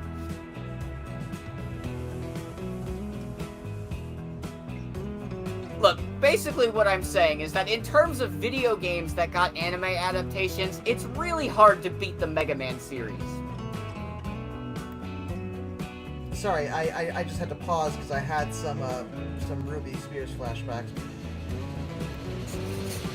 Which, to be fair, not anime, but Yes. still. Listen, we can ignore the curse of the Lion Men. It's okay. We are not. I It happened. refuse. I will never let that go, Kane. I sat down because you told me about it before I even watched it, and I was Yep. like, "What?" And I sat down and watched it, and it still didn't make any sense. Yep. It is that episode is sheer lunacy. It is absolute lunacy. Like, someone was drunk at a board meeting and was just like, I don't even know, Lion Men. Yep. Do you not know? Like, how does this have anything to do with Mega Man? Well, you see, we kind of looked at Battle Network 6 and decided we wanted to do something like that, but way worse. No. If anything, that makes it worse. Also, that episode was made well before Battle Network, and you know that. Oh, I'm well aware. I'm well aware. But You're just see, making but you stuff see, up now. But you see, my joke makes about as much sense as the episode itself, so it works out. Okay, true. Man, but still. You know, most of the episodes of the Ruby Spears cartoon were really not that bad. I mean, yeah, I think it's a little underrated. Like, it's definitely not a great show. It's not. It's not. But it's not like this. You could do worse. It's not Captain N Mega Man. It's not Captain N. Like, I remember everyone complaining, why does Mega Man look like a teenager? It's like, okay, for one thing, I don't even think he looks that much like a teenager, for one. And for two, y'all just gonna ignore Captain N? Because, like, could have been Captain We N. are. You know what? We are going to ignore Captain N. That is a thing we are absolutely going to do. I have zero complaints with the notion of ignoring Captain N.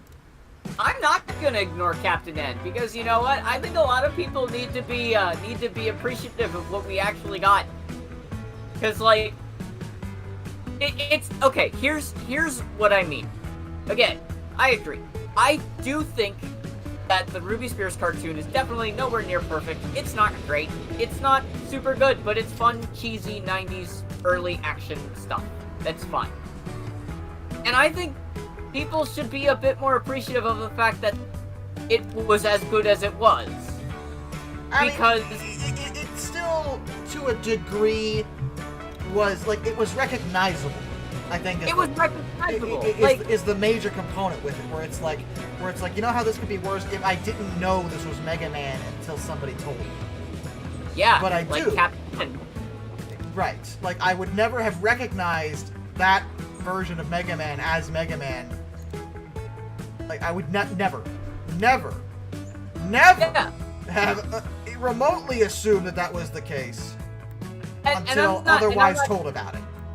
Yeah, and I'm not trying to say, and I'm not trying to be like, oh yeah, excuse all of the issues. No.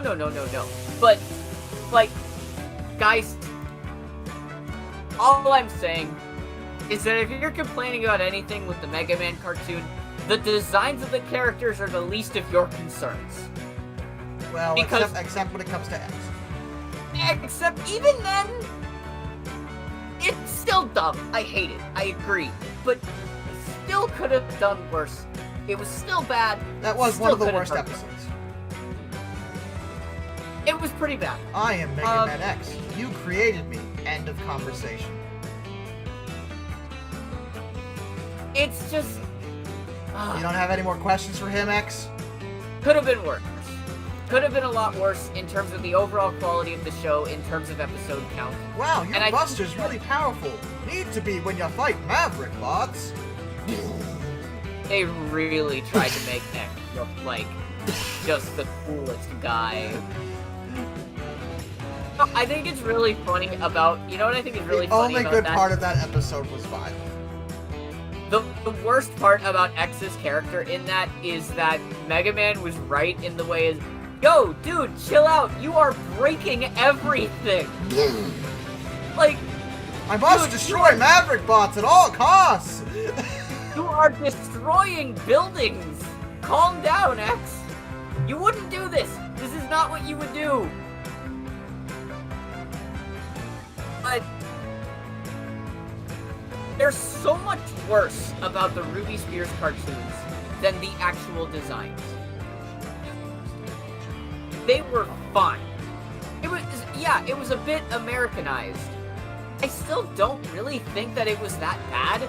Oh, they put a little bit of metal on the end of his buster. He looks a little bit older. He's looking much He better. looks like Mega Man. He does still look like Mega. First of all, this is really important to me, especially when we're talking about Captain N. He's blue, Yeah, which I think He's is very blue. relevant because, like, body type aside, why on earth is Captain N Mega Man green? pleased to meet you, my worship. It doesn't make any. Like, it's literally, like, how do you get that one thing? That's the one consistent thing across every single Mega Man piece of media. The one thing that has always remained consistent. Mega Man is blue. He's literally called the Blue Bomber. Like, That is literally his nickname. yeah, like, it doesn't. I still don't fathom in my head. I'm like, how did they get that wrong? It's absolutely insane to me. And to be But fair, I still, like I was saying earlier, sorry, I don't want to interrupt you, but I still bitterly will always defend their take on Vile, though, in that episode. I do agree with that. Vile and Spark Mandrill were generally pretty okay. Spark Banter didn't say a word. That doesn't count. I mean, his design was spot on, no question about that, but he didn't say anything, so I don't know what to say about him. But at least they got him to look right. But Vile, not only was Vile design spot on, but Yeah. boy howdy, was his personality just on point. Can I also say as a side note, could you imagine for a second if they had the actual Japanese name for Vile in the Mega Man cartoon? What was it again? Vava. Might have ruined it a bit. This is Vava. He is the most evil of Mavericks. No, that's Sigma, but go on. I will destroy you, Vava. I will arrest you, Vava and Spark Mandrill.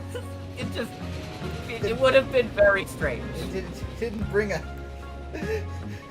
One thing about Vile in that episode, though, like, oh, you didn't bring any land armor this time, you cheating jerk. Like, Yep. Do you know what my favorite line in that episode is? what? We heard the silent alarm, Dr. Wily. What gives?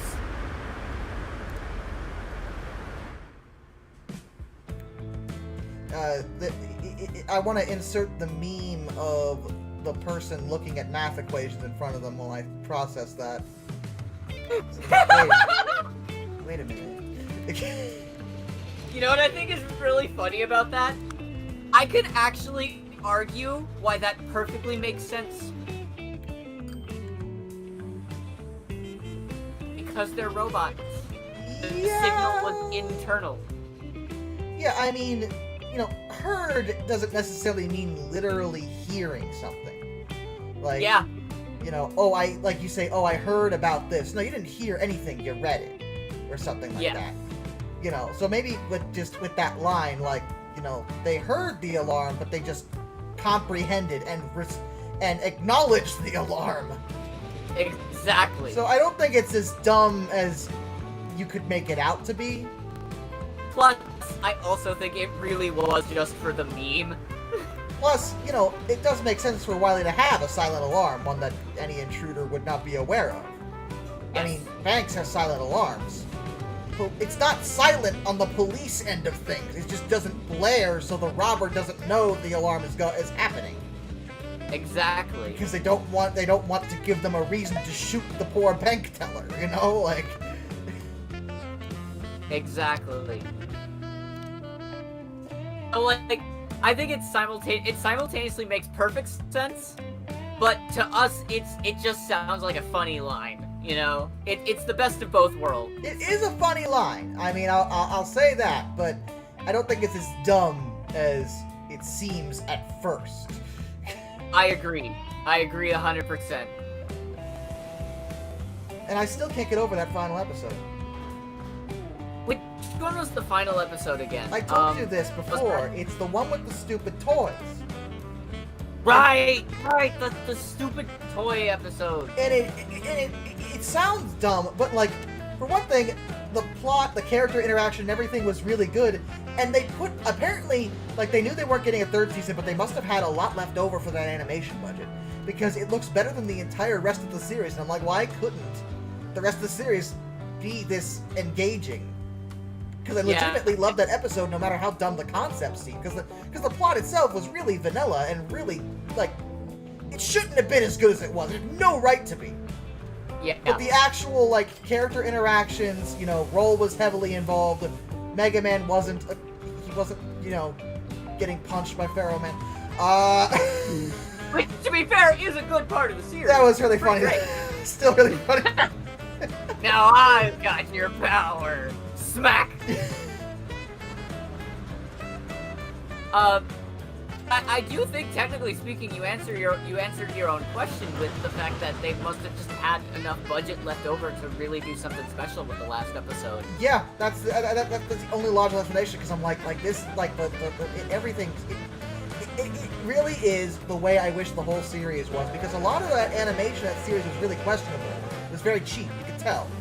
And I understood that to a point because they probably had to stretch the budget a bit.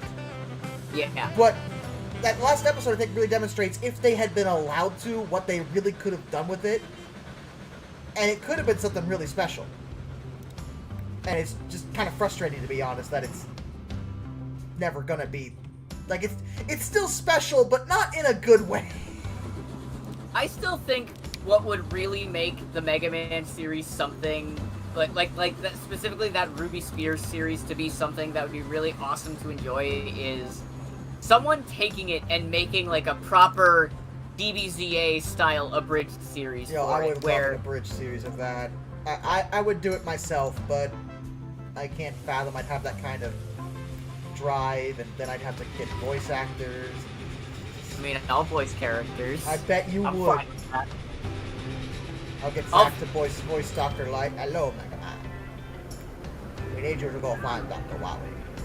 Who would I voice in a series like that? I don't know. I've got it! I'll voice Roll! I'm Mega Man. I am Roll. How are you today? Just the deepest random voice possible. Or no! No, I'm sorry, let me do this proper. Hello, Dr. Light.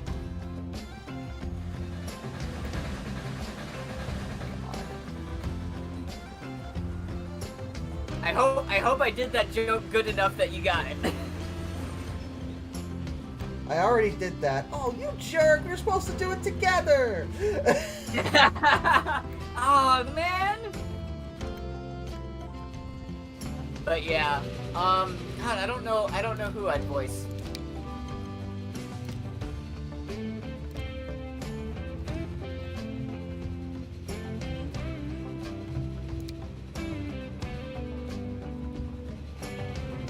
I'm going to make paper dolls out of you.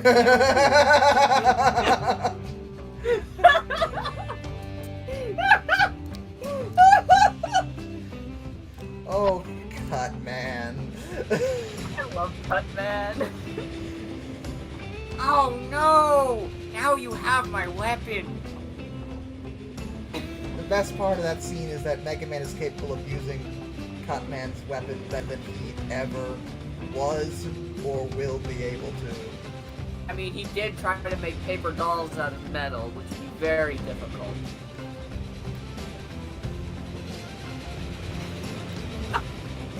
I'm going to make paper dolls out of you! See, I'm not even mad that you said it again because Cutman says it at least twice in the series for some reason. Like, that was a really good line. Better say it a second time in this episode. No, why? Why would we do that? It's such a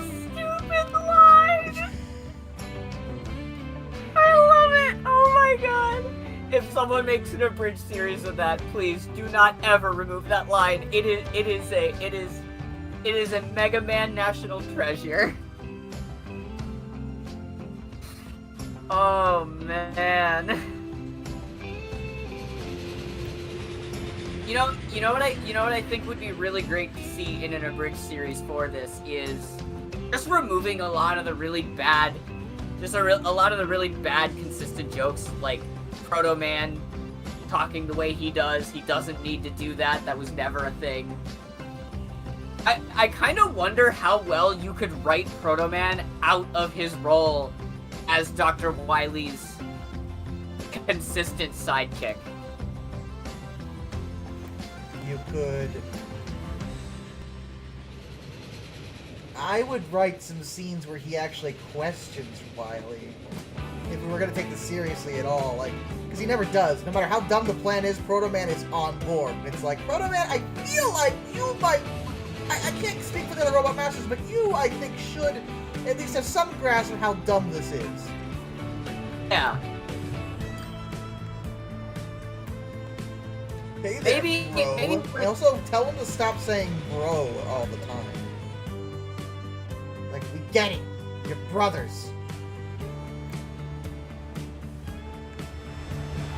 Even though they're really not. I mean, kinda. Isn't Mega Man based off of Proto Man to a degree? To a degree, but not like the Proto plans Man, that I mean, Wily... he's in the name. He's literally the prototype. I agree, but the thing is, in the TV series, I believe Dr. Wily was the one who ultimately built Proto Man. That's wrong, though. I agree, but I'm pretty sure that's how it went in the series. Well, that's dumb, because... I agree. Because the similar Mega Man that Wily built was named Base, and he's not in that series, as I'm pretty sure when that series was made, Mega Man 7 wasn't out yet. Yeah, it was too early for Base to be a thing. But my point being is, I agree with you that it's dumb, but I'm still pretty sure that that's what happened, because, like, I would have to rewatch it again, because I don't remember Dr. Light building Proto Man. I thought it was that Proto Man betrayed them or something? I don't remember. It was a while ago for me too, so I don't really remember the details. I was going off the game canon where Proto Man ran away and Wily found him and fixed him. Oh yeah, they didn't do the game canon. I mean, I'm not surprised by that, but... Yeah. But, like, that's kind of what I'm wondering, is, like, how well could you, with a talented team of editors and voice actors, how well could you actually rewrite that cartoon series to be a bit more accurate to the actual story? Because I think that'd be really cool if you could. Be a lot cooler if you did. Yeah. Yeah, I mean, it's hard to say. And I'm sure there's... I would love to see an abridged version of it. Because there is... Despite only being 2 seasons, there's a lot of episodes that feel like they don't even need to be there. I agree. I agree. There's definitely filler episodes that don't need to be there. Lion. Yup. God, there was also the Genie episode. Was that a different episode, or was that the same episode? I don't even remember. Genie. But I feel like there was also a Genie episode that was ridiculous. No, that was a different episode. That was definitely a different episode.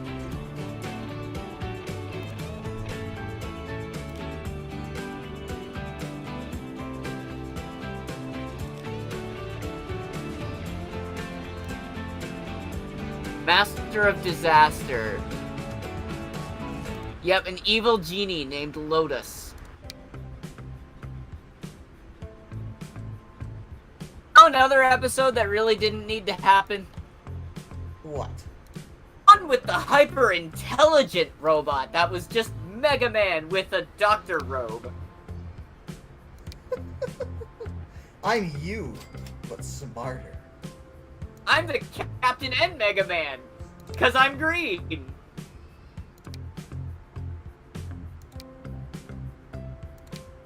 Yeah, there was a lot of like that would be one that I feel like that I could watch through and just be like, okay, this is like the 20 episodes of this series that actually matter. Just ignore the rest.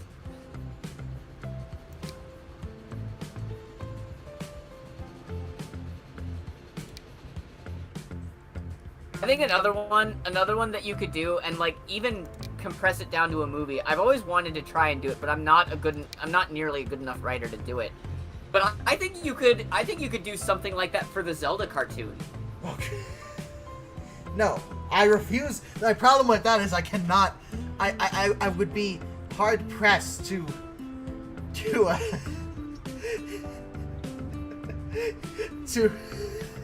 to create something that is superior to such perfection, game. I mean, I agree with you. I love the Zelda cartoon. But there's several episodes that I think that you could combine the events of. You could, like, it's 13 episodes. It's like, what, maybe 3 or 4 or 5 hours of entertainment at most? Like, if you cut that down to, like, an hour and a half, 2-hour feature film and just took all of the episodes that mattered and combined them into one good thing, like, I think you would actually have something that's pretty decent and removing a lot of the overused jokes and the bad stuff. What bad stuff? It's great. I don't know why you'd ever think there was anything bad about that show. Well, excuse me, princess. Exactly. It's magnificent. I do genuinely love the Zelda cartoon. Yeah, I know. Me too. I'm just like I'm not changing that. I actually refuse to do that. That's where I'm at with it. I'm like, it's just so to do. See, like, okay, here's the thing. Part of the reason you make it a bridge series isn't just, I mean, you do it because, you want to make the maybe you streamline it. That's obviously part of it being abridged. Yeah. But the modern abridged, formula is to also make it very funny. Yeah. How can I possibly make that any funnier than it already is, Kate? I agree with you. I agree with you. There's so many good lines in that series. My one of my favorite things from the Zelda cartoon is do you remember the, oh god, what was his name? I keep wanting to say Prince Caspian, and I know that's wrong because that's Narnia. I was gonna say that's Narnia. What? Yeah.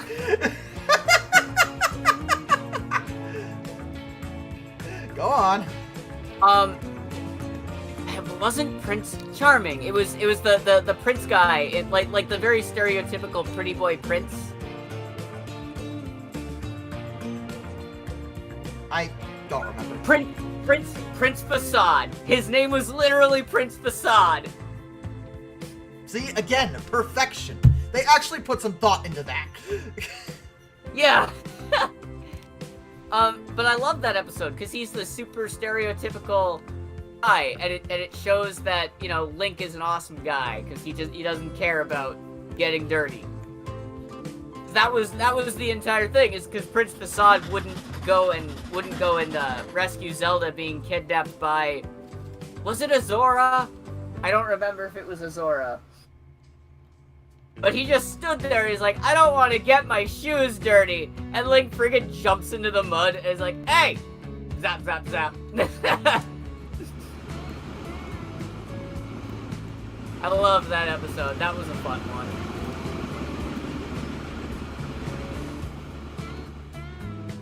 My biggest favorite thing about the Zelda series, though, that I really wish that they would have, the one thing I do wish they would have done a little bit better, I still think they did it okay, is Zelda is always an active participant in every adventure that happens. Yes, that was an excellent, very progressive decision, actually. Yeah. Because they didn't have to do it that way, and they totally did, and it worked really well. Something I wish more series would do. And I love how, like, granted, it's been a while since I've sat through it. Dude, you and I are going to have to just sit down and have a marathon one of these days and just watch the Mega Man cartoon and the Zelda cartoon together, and it will be hilarious. Will yes. it be hilarious? It will be very fun. But my favorite thing about it is, as far as I can tell, they never go too over the top with it. They never push it into what I think people would consider offensive territory, for what I remember. Like, even if Zelda gets recaptured, I remember one episode, and I loved this episode for it. Zelda got kidnapped, and Ganon tied her arms, you know, like she was against a pole, like she was captured there. She pulls out a boomerang and cuts the cord.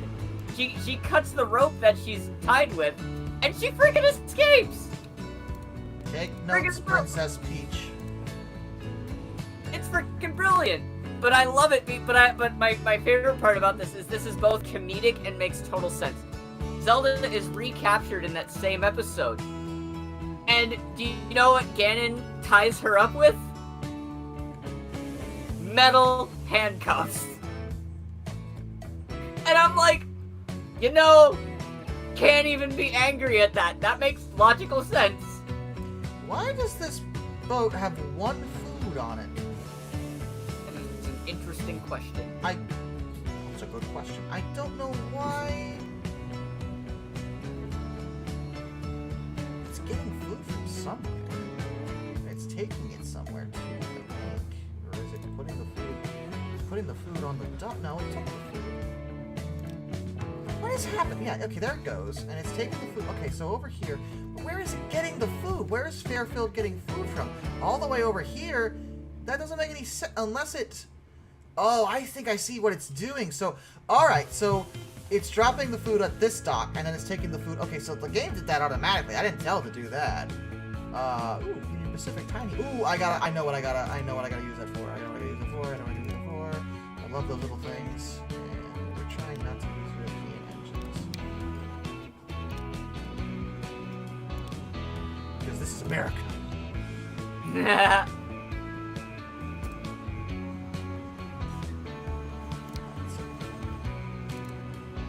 Class 6.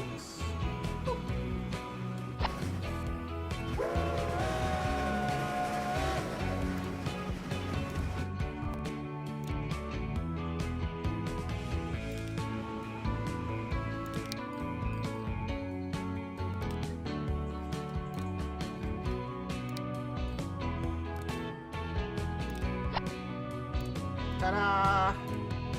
Efficiency.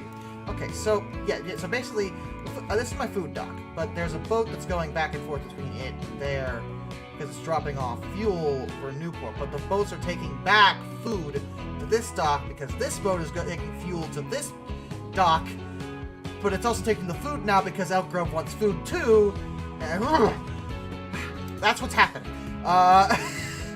Gotcha. Sounds like you're getting it figured out, so that's good. Yeah, I mean, it makes sense. It's just like one of those things where I'm like, what's going on? And why didn't I notice that sooner? But it does make sense now that I look at it. I was just really confused. I'm like, why is there... It only had one food. Just one random food. And I'm like, why is that there? The game hasn't allocated a lot of food for it to do that, but it does do food, and, like, it's fine. No complaints about it doing that. My big issue now is I think production might increase, and if it does, I might need to add another car on the street. Because those cars are old as dirt. I should probably replace those anyway. Yeah. Also, I don't know how to read your username. That tone?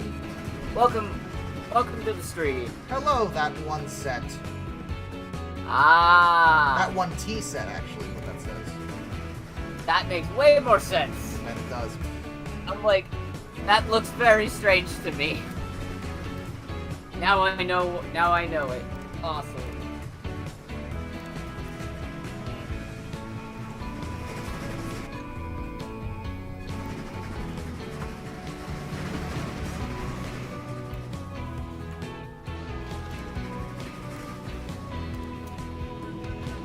No, no, no, no, no. That's not what I wanted to do.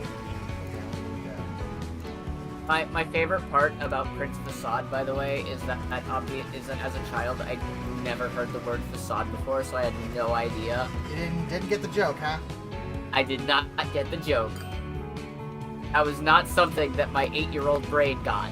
Oh, we got the MILW class EP2s. I should add one of those to one of the routes.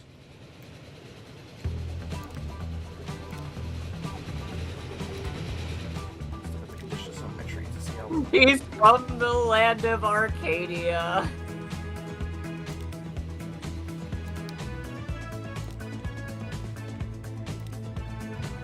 Arcania? Arcadia. Ugh.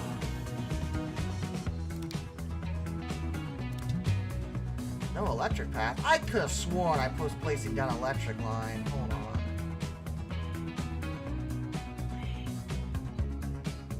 Yeah, sorry.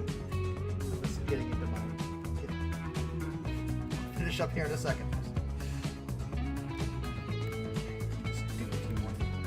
Just a few more things. I gotta do a few more things.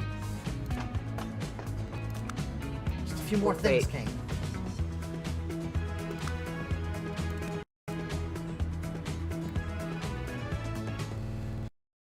Wires there. There are wires in that route.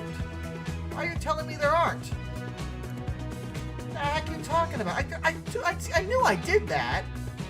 Okay, hold on. Let me just track this path all the way through. Let's see. By the way,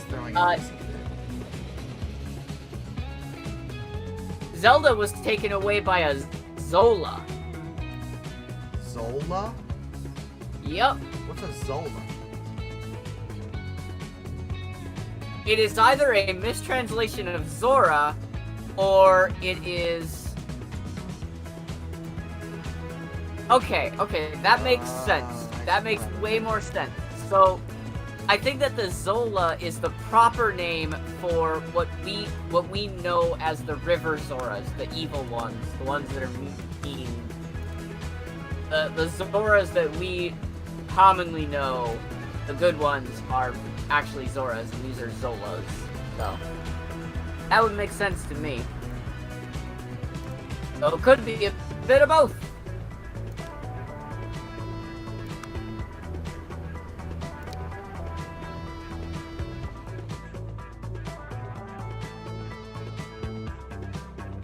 The first episode of the Zelda cartoon had such an awesome bit of teamwork between those two as well. I loved that. That was great. Link's got a dragon breathing fire on him, and Zelda's like, Link, I have this reflective pan! Tosses it into the air. Oh, cool! Zap, zap, zap, zap, zap.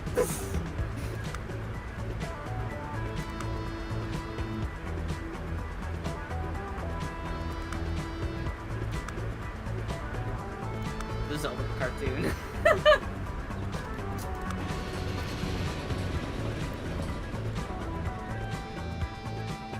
I'll be back in a bit.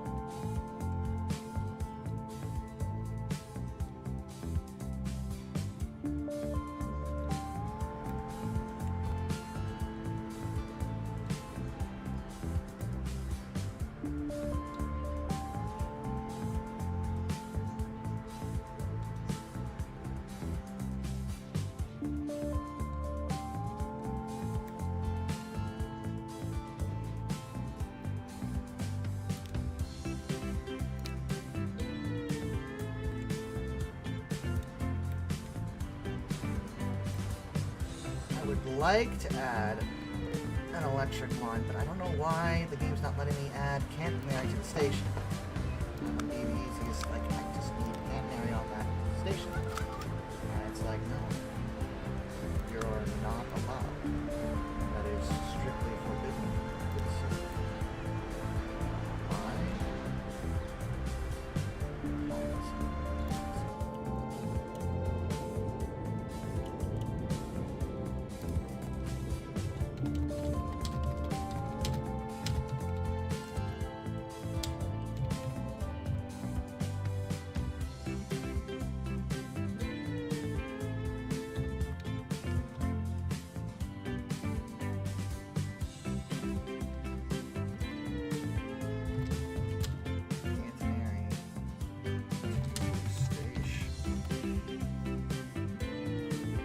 I'm back.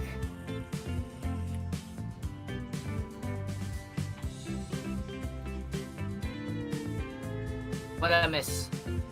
Me trying to figure out why I can't add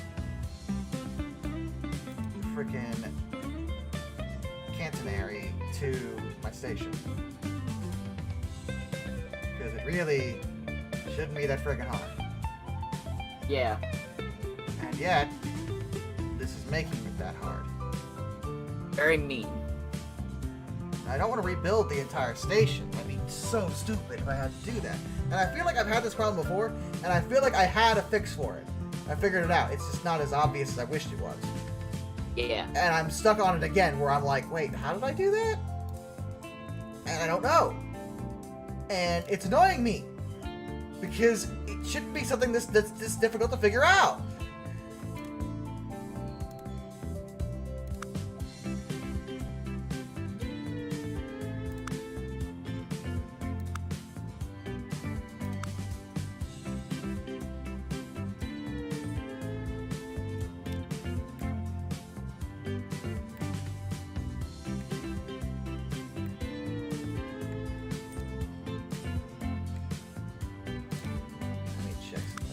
Just out of curiosity.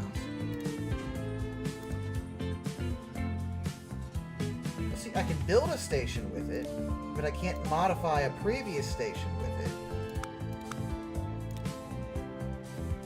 Why? Why is that so impossible? That doesn't make any sense. There has to be a way to do that.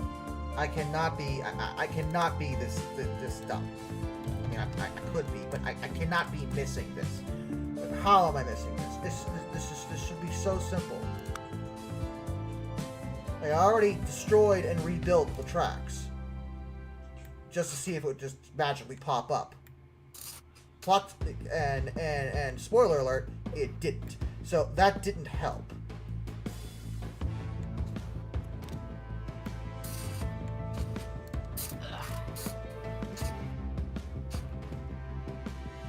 The track itself I built has catenary on it. So that's not a problem. It's not the track. It's the stupid station. And I know that. Okay, it replaced the... It did replace the engine. Okay. Could not connect all stations. Of course you couldn't, because there's no electric... Okay, there is on this station, though. This station has it. Because I built the station after catenary was a thing. So that's not a problem. But it's the other station that's like, haha, what's that? And I'm like, it's a basic thing that it should be very easy for me to just click and put there at a moderate monetary cost. I can understand that. But it's just not a thing, as far as I'm able to tell. And it doesn't make any freaking sense, Kane. Indeed it doesn't. Top 5 worst trains, but it's only British Rail. Well, I would love to do that, except, like, the problem with doing that for me is that I've already kind of talked about everything that would be on the list, you know? Like, British Rail. Like, yes. We've already talked about all the engines. Like, I could, you know, combine it, but it'd just be a repeat of a list I've already talked about. So why would I do it again? That's kind of my viewpoint on that matter.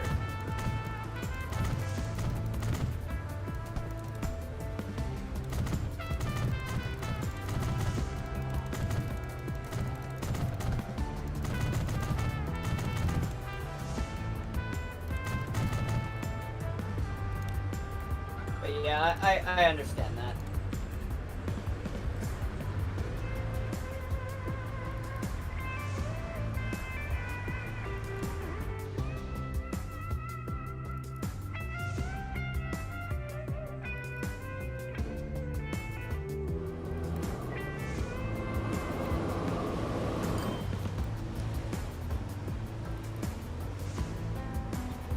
See, the real problem I have with this is if I rebuild the station, which I could do and that would fix it, that would mean that I would have to, like,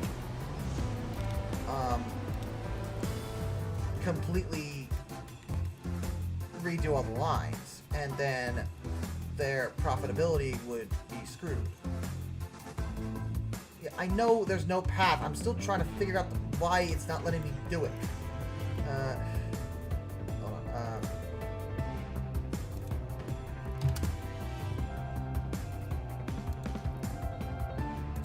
Here we go. How can I upgrade charge station? Go to track lane. There is a tab next to signals that allows you to upgrade to catenary and high speed. Placing the rail. There doesn't appear to be an option to upgrade existing rails. I stand corrected. I reloaded the game and it appeared. Must be after the first electric train and require a reload.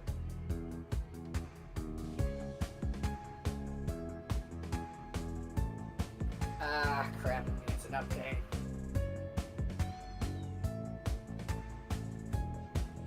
Through 1990, you don't get the upgrade tool.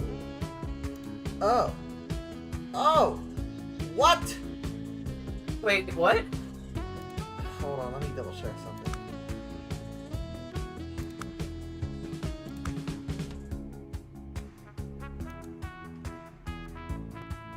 Oh, good. Oh, they did fix it. Okay, it's off in a place that doesn't make any sense, but it's there. Apparently there was apparently a bug where if you just played the game out, the tool that you need to do it wouldn't show up unless you reloaded the game. But apparently they have since patched this because the tool is there. It's just in a weird, stupid spot. I didn't even know it was there. Gotcha. But it is there. And just like that, I have electrification. Even though my train is still complaining about not having it, which doesn't make any sense because it does.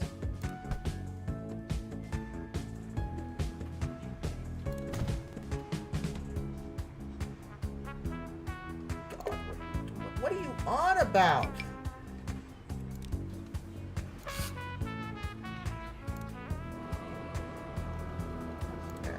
I just had to roll it off into wherever you want me to go. Okay, now I can freely do this whenever I need to. Okay, now that I know it's there.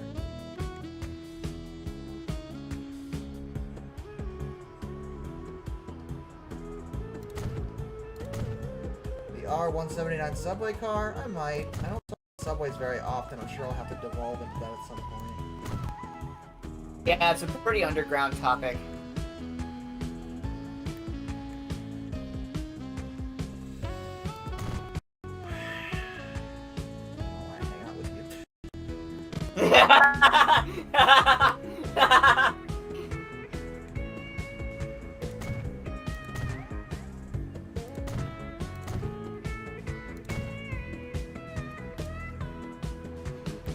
That later.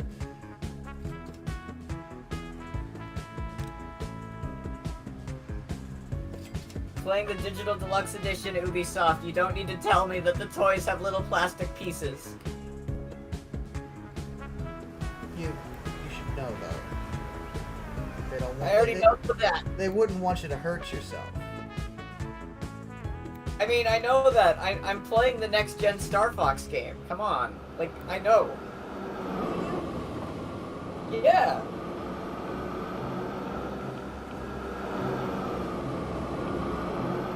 Been a long time since I've thrown this up.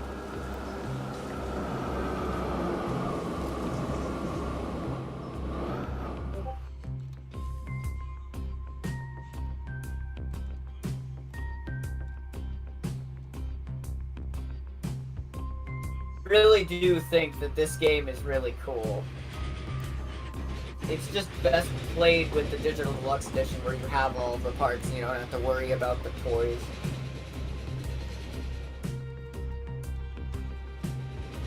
What game you talking about? Starlink Battle for Atlas. Oh. You said Star Fox. The Nintendo Switch version of Starlink Battle for Atlas comes with a bunch of Star Fox content. Oh. Never mind. Yeah, so I refer to it as a next-gen Star Fox game because that's the only reason I bought it. Fair.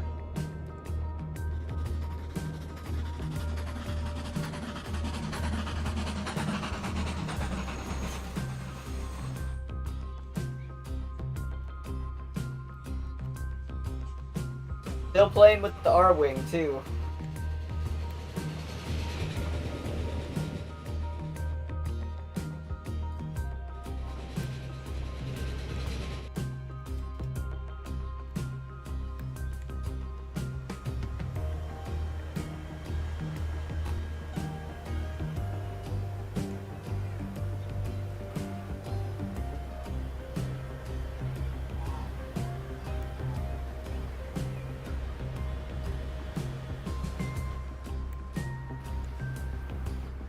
I think that this game. Oh wow! I actually forgot about that. It's not just Fox McCloud. You can. Hi, Wolf O'Donnell. I didn't know you were in here too. You got friggin' 5 different Star Fox characters to play as, and maybe even more. It looks like you might be able to play as the rest of Wolf's team. I had no idea. That's freaking awesome. How did that even happen?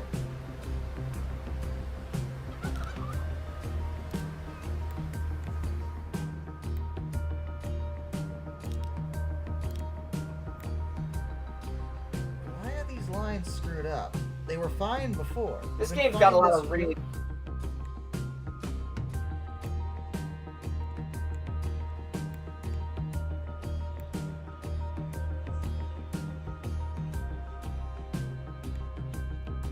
Oh, I think I know what went wrong. Oh. The Providence, when I redid the tracks got renumbered. Oh, I see. So that train went to the wrong track. Let's send you back the way you came, so we can let the other train go through and pass. I think that'll fix the problem. Not really sure. I'm gonna fix this problem and then get off because I have to go to bed. Well, get a shower. That's the time with my girlfriend. Abandoned industry, Grand Rapids coal mine. Ooh, ah!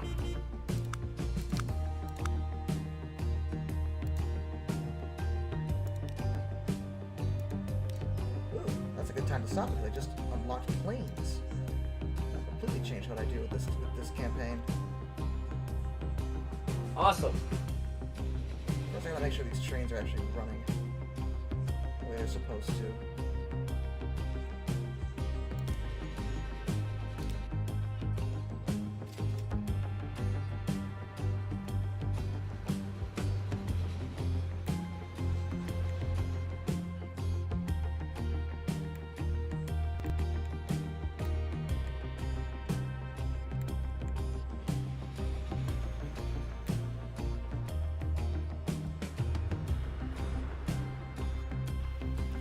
That one's okay.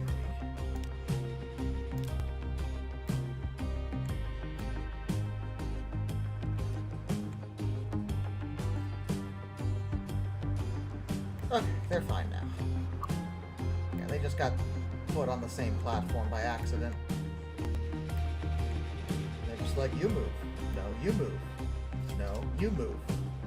No, you move. And I'm like, I see that this is my fault, so I won't yell at either of you. But one of you is gonna have to move. Oh.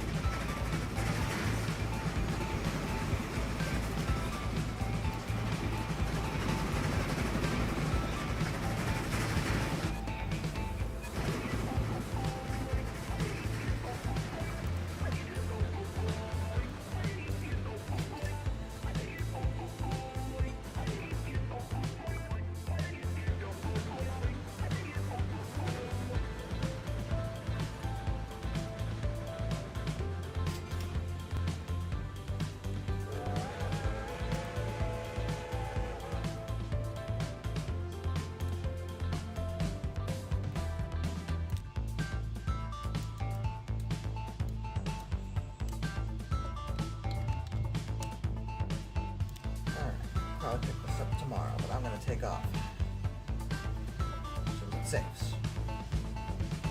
Which is currently Makes thinking sense. about.